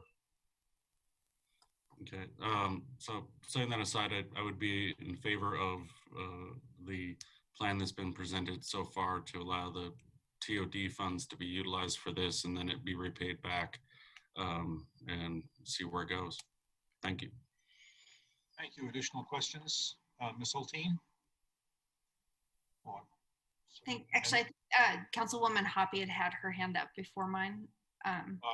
Yes, she did. Thank you so much, Ms. Hoppy, and then Ms. Hulteen. Thanks. I just wanted to say to what Patrick was saying about the meeting just real fast. So because we've had several times and since we've gone to the virtual meetings of several people adding things to the agenda kind of last minute, that's why I wanted to keep this, even though Denver Water came on time. I just wanted to keep this meeting open because we don't have a meeting next week, which is a 5th Monday. So, and I know that a lot of things are changing in our environment quickly. So, you know, we may have some meetings in the future also that don't have a lot of things on the agenda, but it's there so that we have an availability in case something like this comes up. So. Thank you, Ms. Hulteen, and then Mr. Stites. Thank you, Mr. Mayor. I have 2 questions. Well, first of all, before my questions, I do support this. I think it's a prudent, way of addressing the situation that we're all in. By swapping these funds out per the 2E timeline that's set out, how long would we have as a city to get the funds back in place to complete the TOD projects that were promised to the voters? There's really no restrictions under legal restrictions. I think it's more of a public trust and maybe political. We definitely, and I had that conversation with Tyler. I said, we can't drag out the TOD project for years. So I asked him to do everything he can to make sure that, as he mentioned earlier, he's got a waterfall structure on who gets paid back first. And I said, please do what you can do to make sure that we get paid back as soon as possible so that we can continue the TOD projects. We did, when we issued the bonds, I had to sign a document that said we would make our best faith efforts to spend 85% of the funds in 3 years. 3 years is this May 7th, I believe. Or no, we passed, I think. Let's see, are we 3 years? 17, 18, 19? Yeah, we're on our 3 years. So we've spent a good chunk of it, but it's not an IRS issue or a bond ordinance issue, and it's just a good faith. A COVID pandemic is a good enough reason that to delay some of the projects. Okay, and I think actually I'm going to pass on my other question. Thank you. Okay, thank you, Mr. Stites. Thank you, Mr. Mayor. Just a quick question. The $1.3 million, is that just in the contract, is that just a penalty or is that actual cost? Yeah, it's broken up about, and Tyler might be able to speak to this. I can't remember how it's broken up, but part of it is they need to if we wanted to suspend the Hook Grant project, they would have to demobilize the site and put it in a condition that it can sit for a while and finish some, I believe, some landscaping, some electrical, and some different things, utility work. A portion of the 1.3 would go towards that, so that wouldn't necessarily be a throwaway. The rest is a damage cost, that contractual damage, for basically for profits for the contractor that we pulled out of a contract, and they are eligible for those damages. Do we have any of those type of penalties with anything at the TOD site or anything with Wadsworth or anything like that? Not with the TOD site. Fortunately, we're not under contract for any construction. We are under contracts for some design work, which again we are moving forward with. With Wadsworth, the only issue, the only hook is with the federal funding through DRCOG. That if we don't get this out to bid by a certain date, they could pull the federal funding. Thank you. I just want to say I think I support this as well as we move forward. I think it's prudent to make sure it gets done. Thank you. Thank you.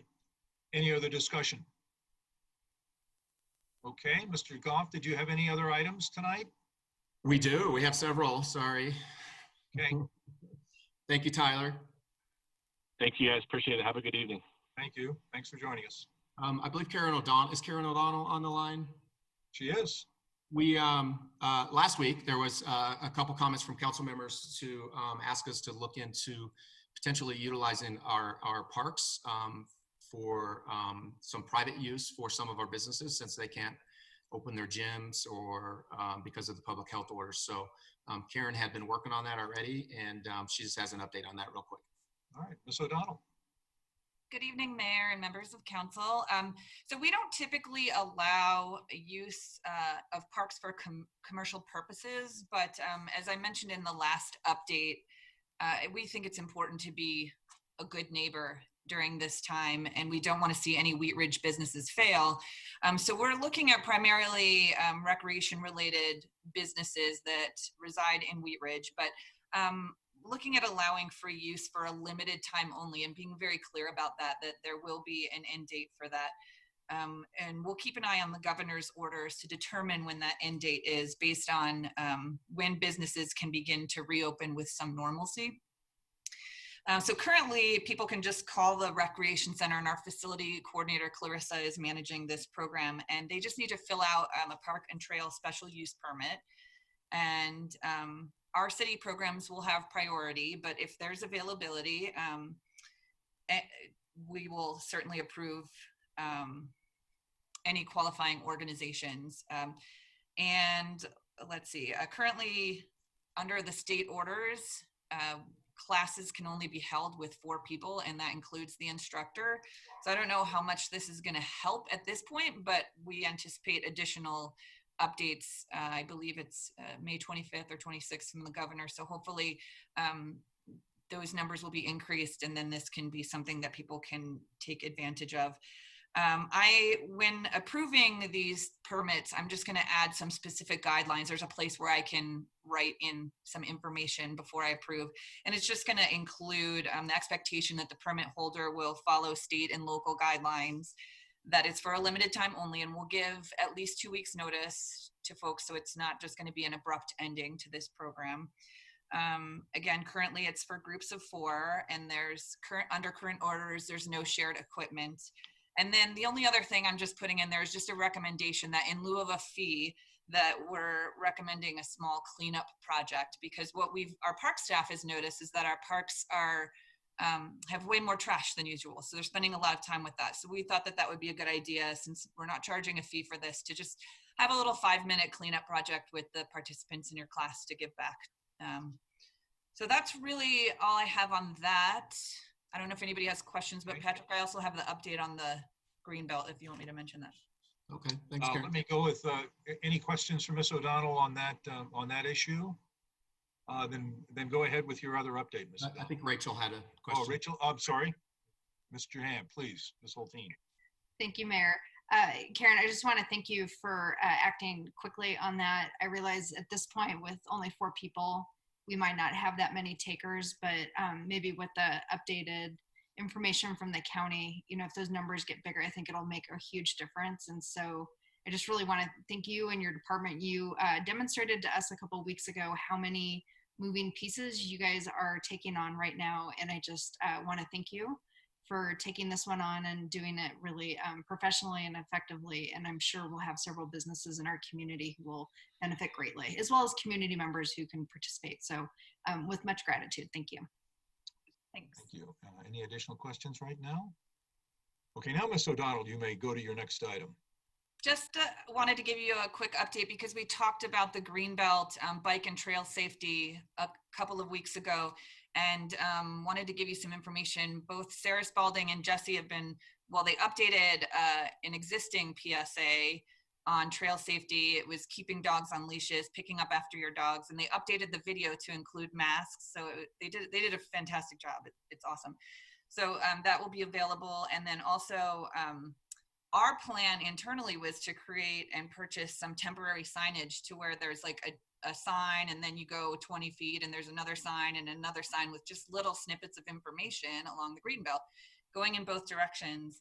And by random coincidence, I was able to acquire signs that were exactly what I had in mind in my head through the state's bike, pedestrian, and byways section. Through CDOT, they had a grant and they were offering these free to communities. And I looked at them and I was like, oh my gosh, this is exactly what we wanted. So I'm just waiting on the delivery, but they're free of charge. We get 2 sets, and I actually can share the screen if you'd like and show you what they look like, because they're pretty cool. Great.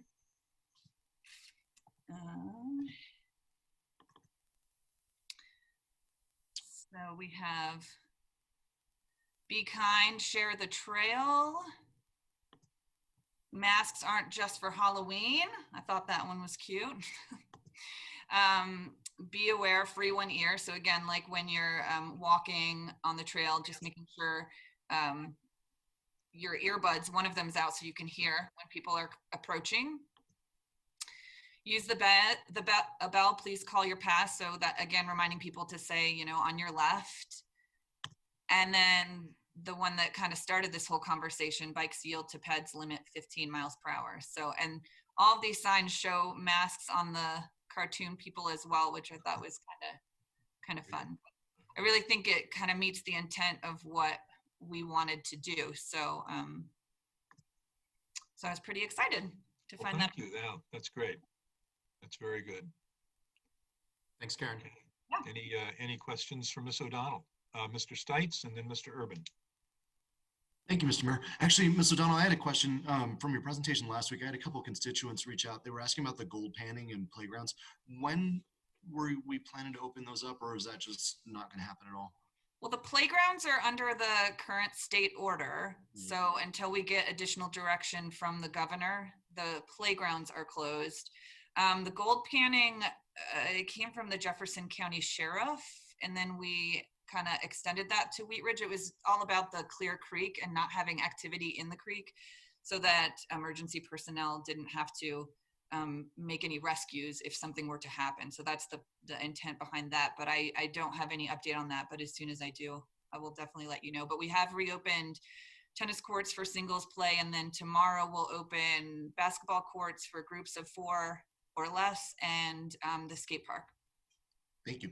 People are using the skate park anyway, if you haven't noticed. We've heard. Thank you. Thank Mr. Urban. Thank you, Mr. Mayor. For the trail signs, are those able to be co-branded, or are those remain just the CDOT ones? They're not, yeah, because they're already made and they're just going to ship them to us. So I think they look great. That was my only question. Do you want us to throw a sticker logo on yeah, or we could something? probably put a sticker on it. Well, you'll be the first ones to put the stickers on them, and doesn't. That's true. Better not. Okay. Thanks, Karen. Well, thank you very much, Ms. O'Donnell, for that update, and thanks to your department for doing great work for our citizens, because we have a great park system. So thank you very much. Thank you. Have a great night, everyone. Thanks. Okay, Mr. Goff, any more tonight? Couple more, just real short. Okay. I'll keep it going. Okay. Another item that was brought up last week also was working with our local businesses, mainly restaurants and taverns and bars, to allow them to expand to the outdoor spaces. which has, there's been some guidance received both from the county health department and the state health department. And of course, our staff was working on that already, which was great. We're planning to release those guidance documents. We have a one-pager that staff has put together this week to our business community. Essentially, we're allowing outdoor operations such as patios and retail space, temporary tents, conversion of parking areas for businesses, so that when we're still under this safer at home order, they can expand their operations so that they can space people out and hopefully have more customers. So a small group of staff has been working on this, and I think Mr. Dahl hopefully is on the line. And to do this, it's going to require some flexibility in our code, and Mr. Dahl has drafted up an executive order to allow us to do that. And Mr. Dahl, are you still on? Yes, I am. Can Allie put me on? Okay. Can you speak to that a little bit? Whoop, did I lose you? He was here. There he is. He's back now. Okay. Mr. Dahl, could you speak to the executive order and what that would do? Let me unmute. Can you hear me all right? Yes. Yep. Well, as council recalls, you did pass a resolution that grants the city manager a fair amount of authority to waive and modify rules and to make the kinds of rules and guidelines that just have to happen on a kind of a quick basis.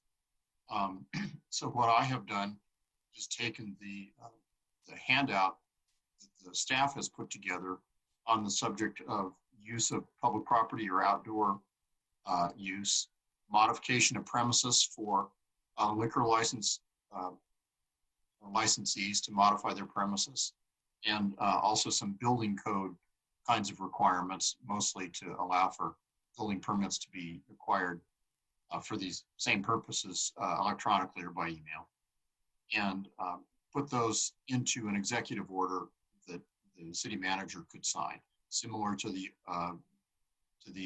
short-term order that was out there on masks, as you recall. But remember, that resolution the council passed granted fairly broad authority, and this is exactly the kind of topic that you need that authority for. The draft order that I put together that the manager and I and the staff are looking at attaches the guidance from the staff. It's kind of written in language that the business community can kind of understand and apply. Attaches that guidance and says that rules may be waived up to the level of that guidance, but not more. Requires that the applicants understand that if there's a violation, their ability to have the waiver can be terminated, as a time frame for how long this would last, and generally relies on the guidance the staff has put together and makes that enforceable. Also relies on the department heads largely to administer this. And that's really up to Mr. Goff, but you'd want, for example, a community development director to be the one in the initial instance to make a decision about whether the waiver was appropriate for a given business in a given fact situation. We're in a spot where you can't write specific rules right this minute for a pizza place versus the coffee shop next door. You need to be able to have the director of community development make those adjustments up to the maximum limits allowed in the guidance. Any appeals or disputes and property owners or business owners disagreeing with an order or decision the director would make would go to the city manager. You have the final decision. That'd be the final decision of the city. You need to have these things really prompt, and all of those appeals, et cetera, would be by email. So trying to make it as streamlined as possible. Got the waiver ability and the ability to loosen up on some regulations in 3 different categories up to that limit, and the ability to act rather quickly. Those were the kind of the guidelines that or the pole stars, if you will, that I tried to think about when I did the order to make it fast, applicable, business friendly, and with the ability of the manager to react and his staff to react quickly and make adjustments as we do things. Thanks, Jerry. Yeah, and the whole goal is to be as flexible as possible for our business community, but also making sure that public safety is still a factor. Staff worked with both fire departments to make sure that they're on board with some of these changes. And we also had a small focus group with, I think, 3 or 4 different businesses that may take advantage of this to ask them what would work for them. And so we learned a lot from that. We're also looking at potentially, there's probably quite a bit of an expense for some restaurants to get tents and chairs and tables and such. So we are looking at the possibility of the city or economic development program renting tents that businesses could use. I think some of that could be reimbursed by some of our CARES Act funding. But again, we're trying to provide as many opportunities for our business community to open and be in business under these safer at home orders. And I think Steve Kirkpatrick and Robin were involved in these discussions too on the liquor side. I'm not sure if Steve, if you have anything to add to that. No, there's still all sorts of questions about how to implement, for instance, allowing people to sell liquor and deliver it on a patio or in a parking lot. And the guidance is coming out from the Department of Revenue, from the liquor enforcement people on exactly how to do that. So the state is well aware that they're going to need to issue some special regulations to make sure restaurants can do this, maintain their liquor license integrity, and open as quickly as possible. You're waiting for that, you're waiting for those regulations to come down now? Some of them already have, some came down as recently as today. And city clerks, town clerks, county clerks all across the state are asking more detailed questions. There is actually a town hall meeting tomorrow at 2 o'clock, Patrick? I think so, yeah. That with the liquor enforcement people are going to walk us through FAQs and how to handle situations. Okay, thank you. Any questions on that, Mr. Urban? Thank you, Mr. Mayor. I think it's a great idea about the tents. And is there any consideration regarding the tents, whether these would be gifted to the property owners or would they be rented from the city? And is there any liability with those tents being owned by the city and rent or used by property owners? Yeah, good questions. And honestly, Mr. Urban, we just thought of the tents today. Local Works made some calls and got some pricing on rentals if we couldn't purchase them. And I have an email from our insurance company too on those questions about liability. I haven't read it yet. I just got it this afternoon, but we're checking on the liability on that too, to make sure that we're covered. Or do the businesses have to get additional liability coverage, or do they have to name the city as an additional insured to make sure that the city's not liable? So we're looking at all those issues. We haven't talked about gifting tents, but if that's something council wants to look at, I don't honestly know what the costs are of purchasing a new tent. I think renting them is, I think, very feasible with, especially if we can use CARES Act funding to reimburse us for that. And then in addition to that, when we were talking about converting parking spaces to dining areas, does the city have any jersey barriers or other barriers that could be utilized for that, or you could rent those from a traffic control company of some kind? Or yeah, that's a good question. We may have some, Mr. Urban, but yeah, we could look at renting too if that works for a business, a jersey barrier. That might be a good idea. And just I'm assuming the community development department will look at a plan that's being presented and consider those elements as it relates to keeping the traffic away from the patio area, if it will, and the Jersey barrier does a pretty good job at keeping cars away. So Yeah, part of the process, yeah, Mr. Urban, is they would have to submit a little diagram of where their tents are going to be and different things to make sure that they're meeting all the safety precautions. Okay. Thank you. Additional questions? Okay, thank you, Mr. Goff. What's your next item? Council retreat. To be or not to be? I sent you an email too this weekend. I recommend that we wait till the first of maybe next year and reevaluate.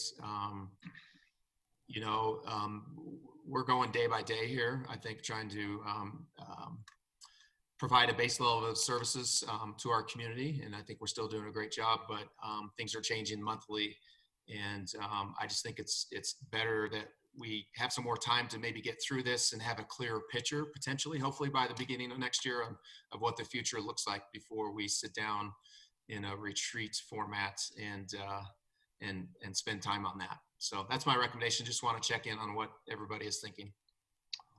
Discussion on that, thumbs? Ms. Hulteen? Ms. Hulteen has her hand up, not her thumb. Well, my thumb and my four fingers. Thank you. In conjunction of, with. So my thumbs are up on that postponement. Two thoughts on that. One is because we have so many new council members, could we, in lieu of a retreat, have a review of the strategic priorities that are in place and sort of how those are being impacted? So just because I think it would be helpful for us to at least be in alignment with, understanding what that working framework is and, how it's being impacted. So at least we're on the same page as we go into the budget season. No, thank you. Yeah, very good point, Ms. Hulteen. And we were all teed up, ready to do that on March 15th. I think that's study session. And, so we have an update, and so we probably got to look at it again and see if there's any changes. But I think we could bring that to a study session in the next several weeks and just give you a good update on where we are on all that. I think that would be really helpful. And then my second would be to move our retreat to earlier in the year than we were looking at. So I know that there are a lot of moving pieces around there, but I think we're going to have a unique landscape early next year. And I think giving everyone a little bit more time to have that retreat and sort of digest the outcomes of that, I think would be beneficial to all. So I'd like to propose we look at moving it forward a little bit in the year. Maybe after the first of the year. Like first quarter, Rachel? Is that sort of first quarter, I think, don't you think? Yep. Okay. Last item? COVID, yep. Mask order that expires at the end of the month. What would you like to do? I think Denver, was it Denver, or they just extended theirs to June 15th or 16th? Any thoughts on that? Ms. Hoppy? I'm in favor of extending it. Additional discussion? Ms. Dozeman? Yeah, so since Dr. Mark Johnson had spoke at our study session and said that that Jefferson County wasn't going to be implementing such an order because the science was pretty much out and wasn't definitive either way of whether it helped or even hurt. And I think a lot of businesses, like major businesses like Costco and King Soopers, have already implemented orders on their own for their personal businesses. I don't see any point in extending it beyond the 30th, and I definitely don't think that if we let short-term rentals expire and people travel into our community and let that restriction lapse, I don't see any point in allowing for the mask order to continue beyond the 30th. Mr. Stites? Sorry, I couldn't get the mute button off. Thank you, Mr. Mayor. I'm going to agree with Ms. Dozeman. I think that we should let it expire. I think that it did its purpose. I think that it put the seriousness of how we view how serious that is into the community. But I do think that most businesses are now implementing their own mask orders the way that they feel that they need to. And I think kind of as government, we need to step back and let people make their decisions for themselves and let the businesses take care of it. So thank you. Ms. Weaver? I am with Ms. Hoppy on this. I feel like we should continue it.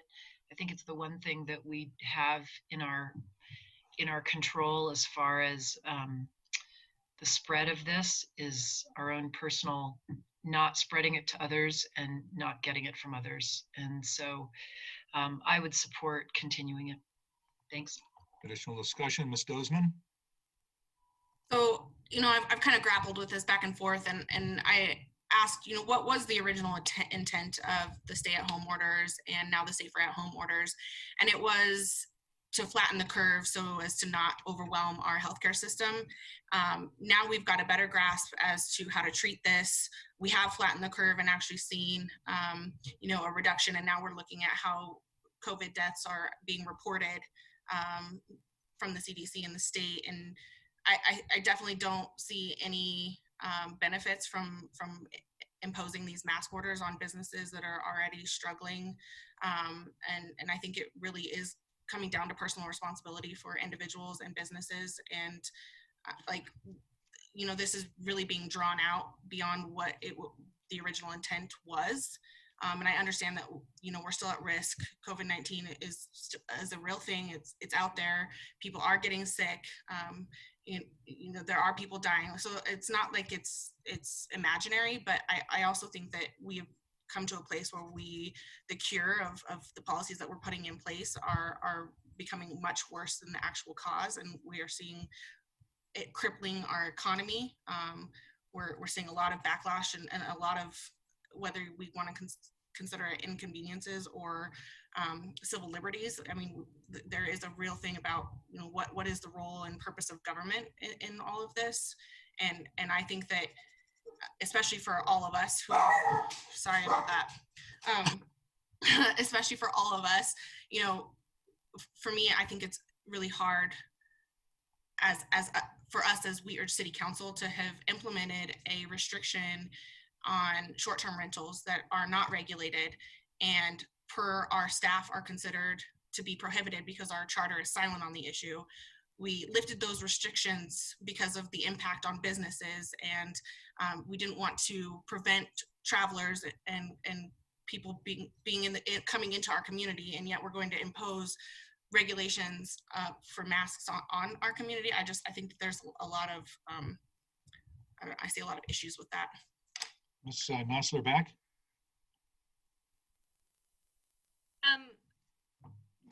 Just to go back to the last conversation we had about the ordinance, we removed it as a ordinance that caused any kind of, punitive impact if you didn't want to wear a mask. It was that we were encouraging people to volunteer to wear a mask.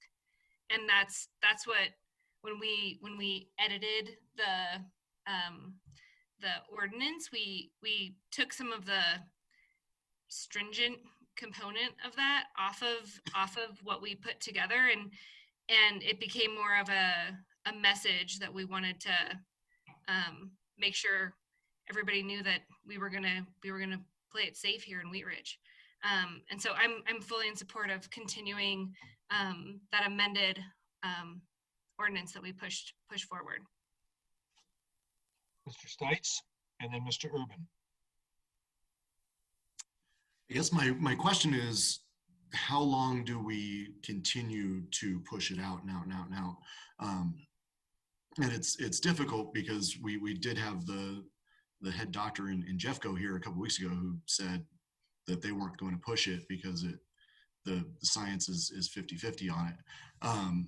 So, at what point are we holding back what needs to happen eventually anyway, is that people need to get out in the community, start developing.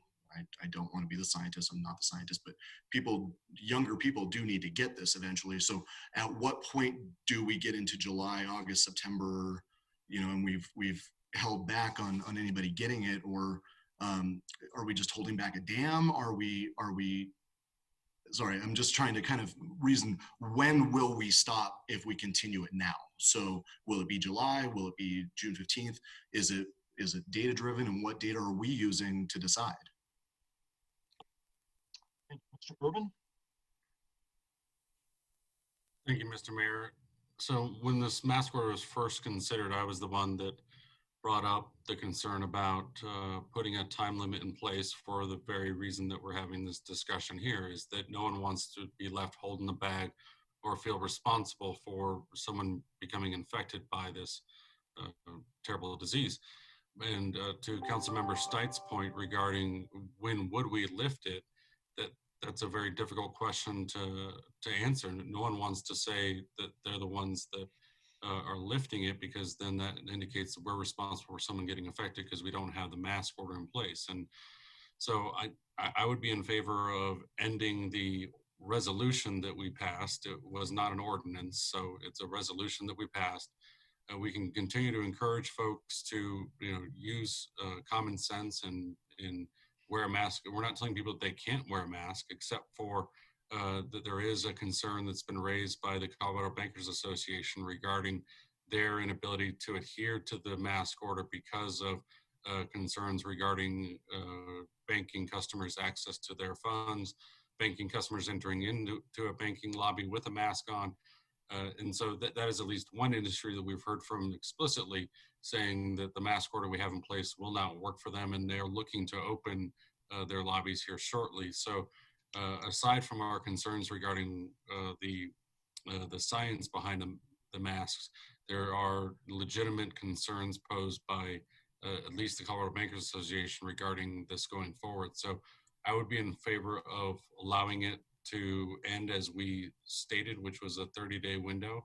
And this also could be the eye of the storm. We could be going back into a situation in the fall where we have to require it again. And so by adhering to that 30-day time frame and lifting it now, it gives our residents the understanding that we're doing it as best we can with the information that we have available, and that we may ask them to reinstitute it in the future. But for now, they should use their own common sense and their own desires as to whether they want to wear one or not.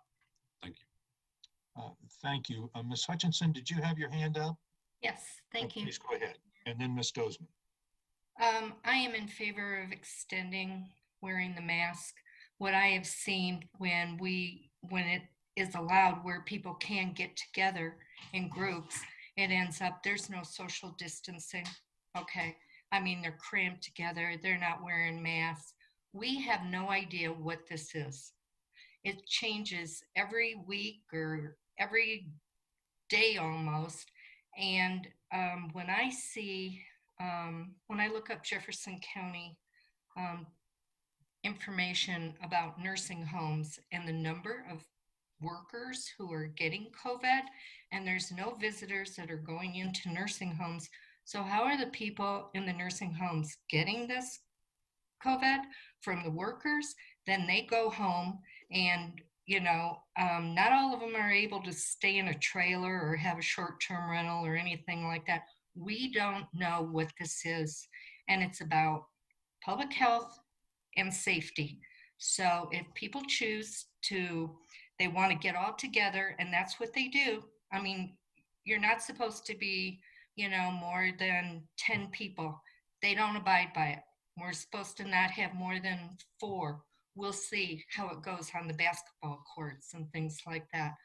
You just have to, we just are in an unknown situation right now. And I just feel it's the best for public safety to recommend wearing masks. And I even know that, people still walking around, they get closer than 6 feet or whatever. So I just don't want to get it myself.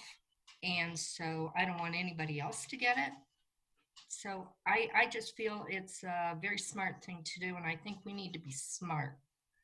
Thank you. Thank you. I have Ms. Dozman and then Ms. Hoppy.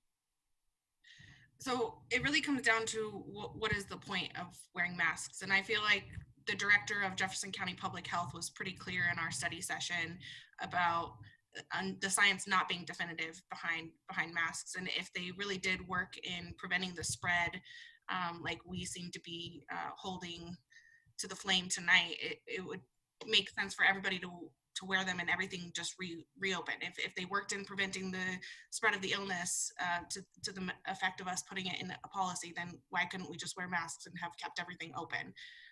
So, and as far as removing the punitive part, like there again, what's the point then?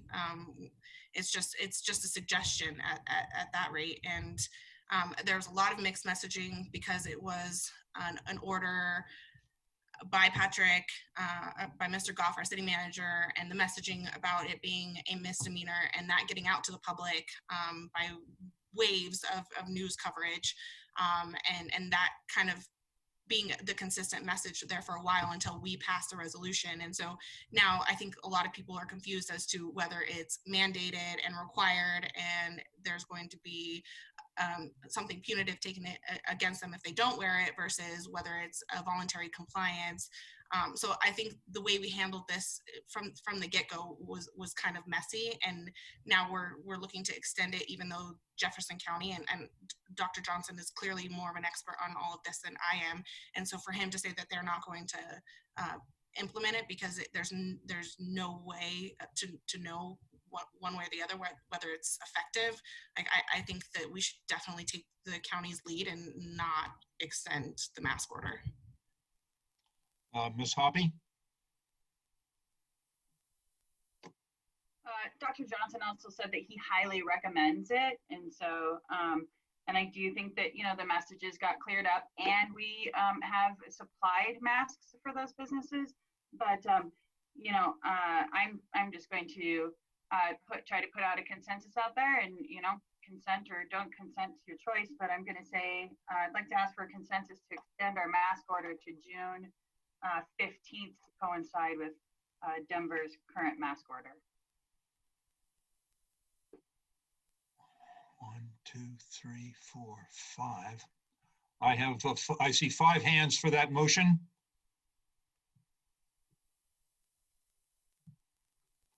So I assume we have 3 on the other side. Mayor, question. Yeah, yes, sir.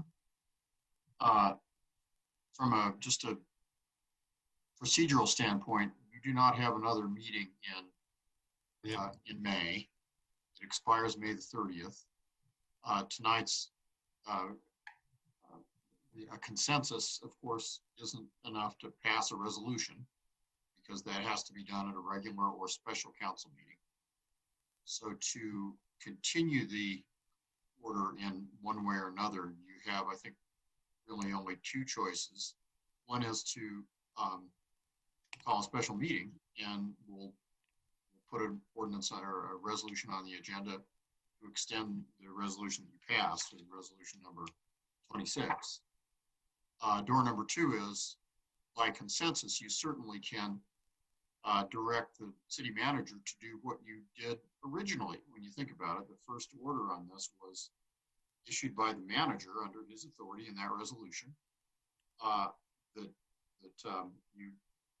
was the basis for him issuing that first order, and he'd be able to do that. He'd be able to issue an order that is similar to or the same as the resolution 26 that's in place for the up to June 15th. Now, obviously, first meeting in June, you could revisit that just as you did when you revisited the manager's mask order about a week after it was in place. But what can't happen is a extension of the resolution tonight, because the resolution expires May 30th and can only be extended in a regular or special meeting. Thank you, Mr. Dahl. So we will have a study session, our next study session on June the 1st, and then our next business meeting on June the 8th. And so I do think, I mean, if the study session is June the 1st, conceivably you could plug a special meeting in on that same date, and then you've got a meeting, and there's at most a 24-hour gap. But I see Councilmember Hoppy has got her hand up, and I'm interrupting, so I'll mute.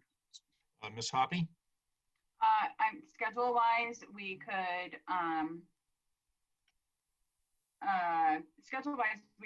we could add a special meeting to the end of that study session. It's not very big right now. Or I could just change my consensus and ask for a consensus to extend the mask order to June 15th via the city manager through his charge that he is allowed to do through the emergency management order. Well, you can do one or the other. I'll ask for a consensus to have the city manager do it through the emergency management order through June 15th. I'll ask for that consensus. Okay. All hands in favor of that consensus? That is not a consensus. Mr. Stites, you had your hand up? Yeah, Mr. Mayor, thank you. I think that the executive order or the city manager's order was part of the problem the first time. I think a lot of people, and maybe it was just the misdemeanor part, but a lot of people kind of felt like that was an overstep. And I know he's got emergency powers, but something like this really should be passed through council, I think. That's just my opinion. Would we, Ms. Noslerbeck and then Ms. Holteen? I just wanted to chime in that I'm in full support of moving this resolution forward, but I just don't want to end up in the same situation that we were in before, where Patrick was taking all the flack for it. Ms. Holteen? Thank you, Mr. Mayor. I think given that we're a relatively split council on this issue, my preference would be for us to add the special meeting on June 1st and allow our community to provide input. I think, what we need to, a couple of us on businesses, but I think it's a tricky issue. And I mean, I support extending it. I know for me, it's made a difference when I walk in and I see most people in the store, like almost everybody wearing a mask. I feel more comfortable. I went to a local garden center on Sunday and the owner and employees were not wearing masks, and I turned around and walked right out again. So it does impact business practices. And I think I would feel more comfortable if we actually did it as somewhat of a policy process and did a special meeting and allowed input from both business members and community members, so that I would feel more comfortable with that type of input moving forward. Thank you. Ms. Hoppy? Rachel, why don't you ask for a consensus for that? Okay. I'd like to put forward a consensus to hold a special city council meeting on June 1st to address, I guess at that point it would be renewing the requirement for masks in businesses through June 15th. Raise your hand if you favor a consensus to hold a meeting on the 1st of June to discuss this issue. We do have consensus on that. I think we need to have, I'll be honest with you, I think we need to have this discussion. I own a restaurant, and, the governor talked today about talking about restaurants opening. I don't foresee any of my patrons, and I'm a critical business, eating with their mask on. So I don't know what that says, but but unless we have edible masks, and I don't know if we'll be able to introduce those in our restaurant, in a certain flavor, but if we could, we would. But we're going to take a break right now. We'll be back in our seats at 10 minutes until 9.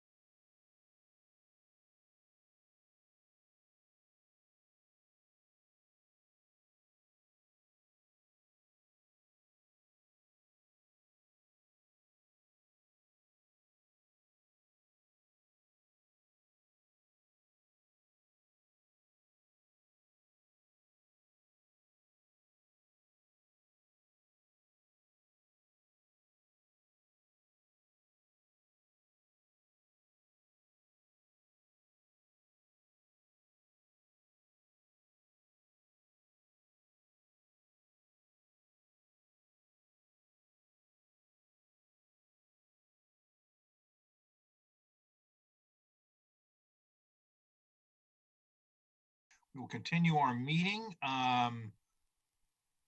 So Mr. Goff, you're done? I am. Thank you, Mr. Mayor. Okay, thank you. That'll finish the second item on our agenda. We will go to item number 3, elected officials reports. If you have a report to give, please raise your hand. Mr. Kirkpatrick. I just wanted to wish Mr. Dahl a happy birthday tomorrow. Oh. And it is one of those birthdays that ends in a 0.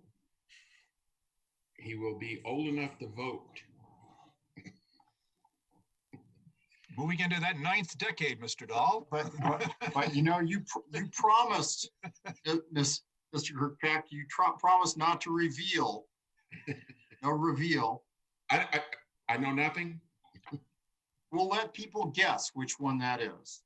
My mother always said the ones that end in 0 are the hard ones. And I didn't understand that when I was 30. As the years went by, I a couple decades went by and I went, oh, I get it now. So, well, it's good that you can remember back that far. Thank you, Mr. Kirkpatrick. You're welcome.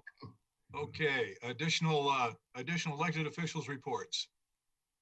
Mr. Stites.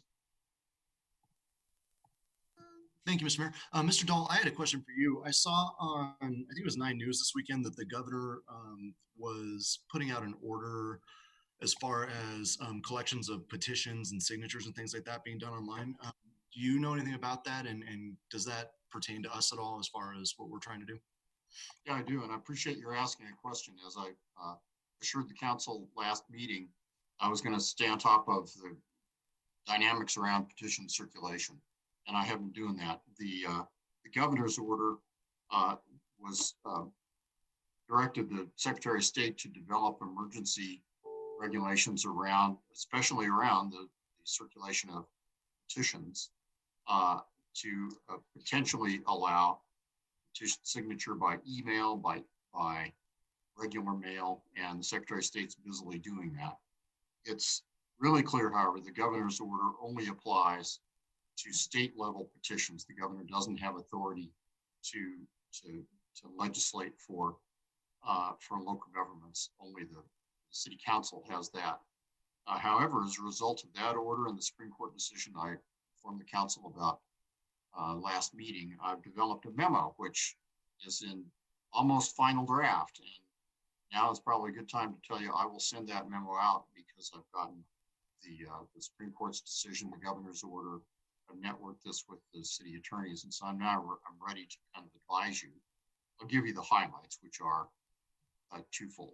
On the issues on the things that are in the charter, 45 days and 10% of the votes cast in the last gubernatorial election have to sign. That's immutable. That's in the charter. Of course, can't be amended by the council. Charter, however, and your home rule authority allows you to implement provisions of the charter around an issue in a referendum.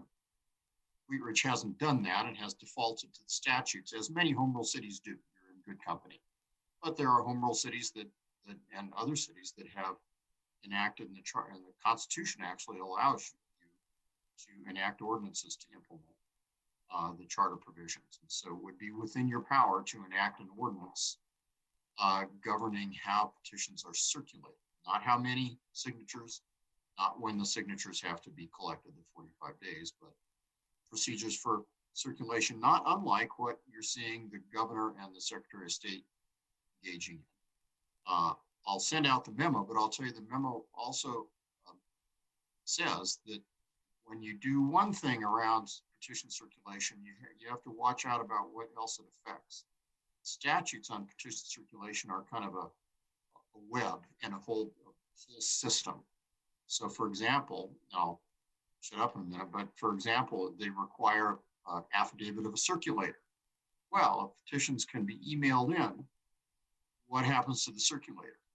Why do you have a circulator? You have a circulator to assure the city clerk, in this case, that the signatures are affixed in the presence of the person, that they are, in fact, the signature of the person saying who they are. You know, it's kind of a little like a notary. You know, there's security involved. Now, you have the power by ordinance to change that.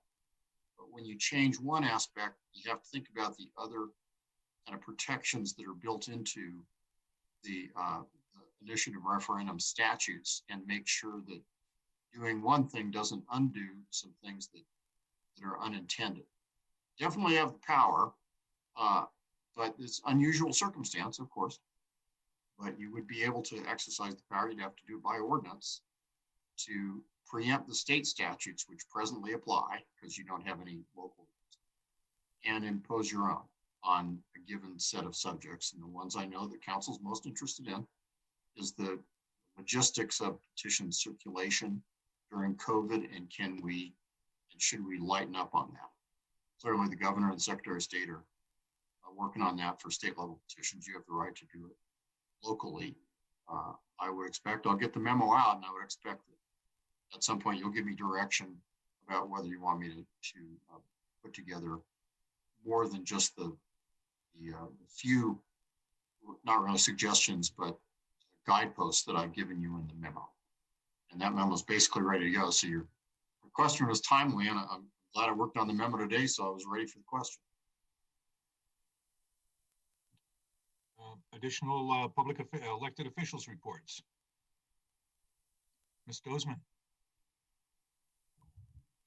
Thank you, Mr. Mayor. As most of you have seen probably on Facebook, I'm sad to report that the Carnation Festival this August 15th, 16th, and 17th, I believe, has officially been canceled. Our chair, Joe DeMott, sent out a message to all of our board members and also posted on our Facebook page. I know we've had some requests is to have something, at least something, but unfortunately there's so much planning and contractual obligations that go with the Carnation Festival that it wouldn't have been responsible to spend that kind of money and have it potentially be canceled in August. We're still seeing a lot of restrictions on large groups and gatherings, meeting, and I don't foresee that changing come August, unfortunately. So we hope to be back bigger and better than ever for our 52nd annual celebration, and hope that you can all support us in that, and also, of course, come and celebrate our great city of Wheat Ridge. So I'm sorry to pass that on, but thank you. Thank you, Ms. Dozman. Ms. Poppy. Thank you, Mr. Mayor. I just want to say thank you to to Councilmember Dozman and Joe DeMott and everybody that's on their board. I know that was a super hard decision, and I guess I just have to say I'm thankful we were able to have the one on the 50th anniversary, which was good. And I'm just really sorry. I know you guys put so much time into that, and I know it's a real disappointment for you and for everybody. So, but thank you so much for all the time you guys put into that. Thank you. Additional elected officials reports. Mr. Urban. Thank you, Mr. Mayor. The Business Stabilization Task Force met last week. We went through the existing application and made a few minor changes to the application. There's a couple things. I had received a call from a landlord who classified herself as a sole proprietor, and the task force determined that looks more like an investment than it does a small business. And so in those types of situations, we won't be considering an application from somebody that doesn't have an actual retail storefront in a commercial or industrial zone district.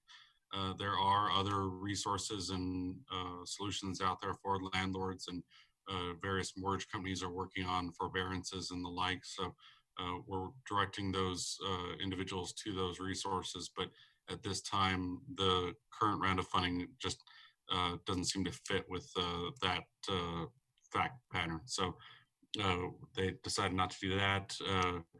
That also includes that no home-based businesses are eligible under this second round as well.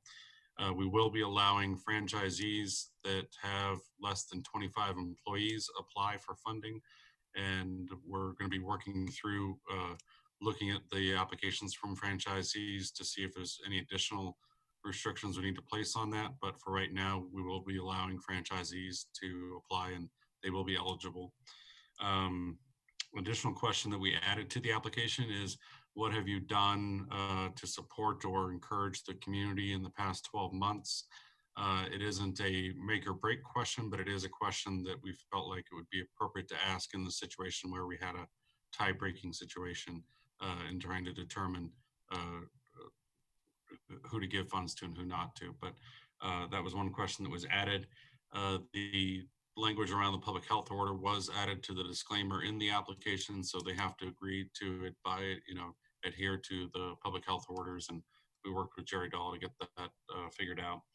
And then in addition to that, we kept the language around remaining in good standing with the city, but we didn't add any other jurisdictions to that. So we're not asking them to be in good standing with the county, the state, the feds. It's not really our sphere of influence, and we don't really feel like it's in our position to determine whether someone's in good standing with another governmental body. We just can only say what they're in good standing are, how well they're in good standing with us. And so we're not really concerning ourselves with other issues they may have outstanding with other jurisdictions. The application should be available midweek. I don't want to put a particular date and time on it, but look out for it to come out midweek, and we will have it available until, I believe, June 5th, and then we'll be making decisions and awarding grants by June 11th, which is about 30 days from when council allocated these funds. So that's our current timeline, and depending on the number of applications and the length of time it takes for the task force to go through them, that timeline might change, but that's the estimated timeline that we have right now. Any questions? Thank you very much. Ms. Weaver, it looks like she has a question. Do you have a question? I just wanted to thank Mr. Urban for dealing with the sole proprietor question and just going through that exercise. I just appreciate you dealing with, I think several of us got a call from different constituents around that topic, and I just appreciate your time. I know you spent a lot of time around all of this already, but I just really appreciate your taking the time to sort of check in with each type of business as to what can be done and other resources that they might be able to find. So thanks for your time towards that. Thank you. Additional elected officials reports. Ms. Holteen. Thank you, Mr. Mayor. Between now and when we meet again, Jefferson County Public Schools will be ending the school year. And I know it's a little bit of a mixed bag on what that means for people since the students have been home. But I do know that it means we will have a lot more kids out walking and riding their bikes during the middle of the day. So just want to remind everyone to drive safely and carefully in our neighborhoods, and there's going to be a lot more visible kids out and about, and we want them to be able to enjoy that. Thank you. Any additional elected officials reports? Well, I don't see any, so I would like to thank all of you for being here tonight. Thank you for good conversation. I'd like to thank our guests from Denver Water, Ms. Shaw, Ms. Woodrow, and Ms. Truby for giving us the download on their lead remediation efforts. I hope this is, lead is, as you know, a really critical public health issue, and I'm glad that they are addressing this on a proactive basis. And I hope that if any of our citizens out there have questions, they will contact Denver Water. And if they don't get any answers, then please call the city and we will try to help get information. I want to give a shout out once again to the graduating class of 2020. It's been obviously a difficult time to graduate in a very unusual usual circumstance, but you've achieved a great deal in graduating from high school, and you've got a great future in front of you. So congratulations and really great success in whatever road you go down in the future. So with that, if there's no more business to come to council, we will stand adjourned. Next week is Memorial Day, so I hope everyone is has a good holiday, and we will plan to convene again on June the 1st. So thank you very much, and we are adjourned.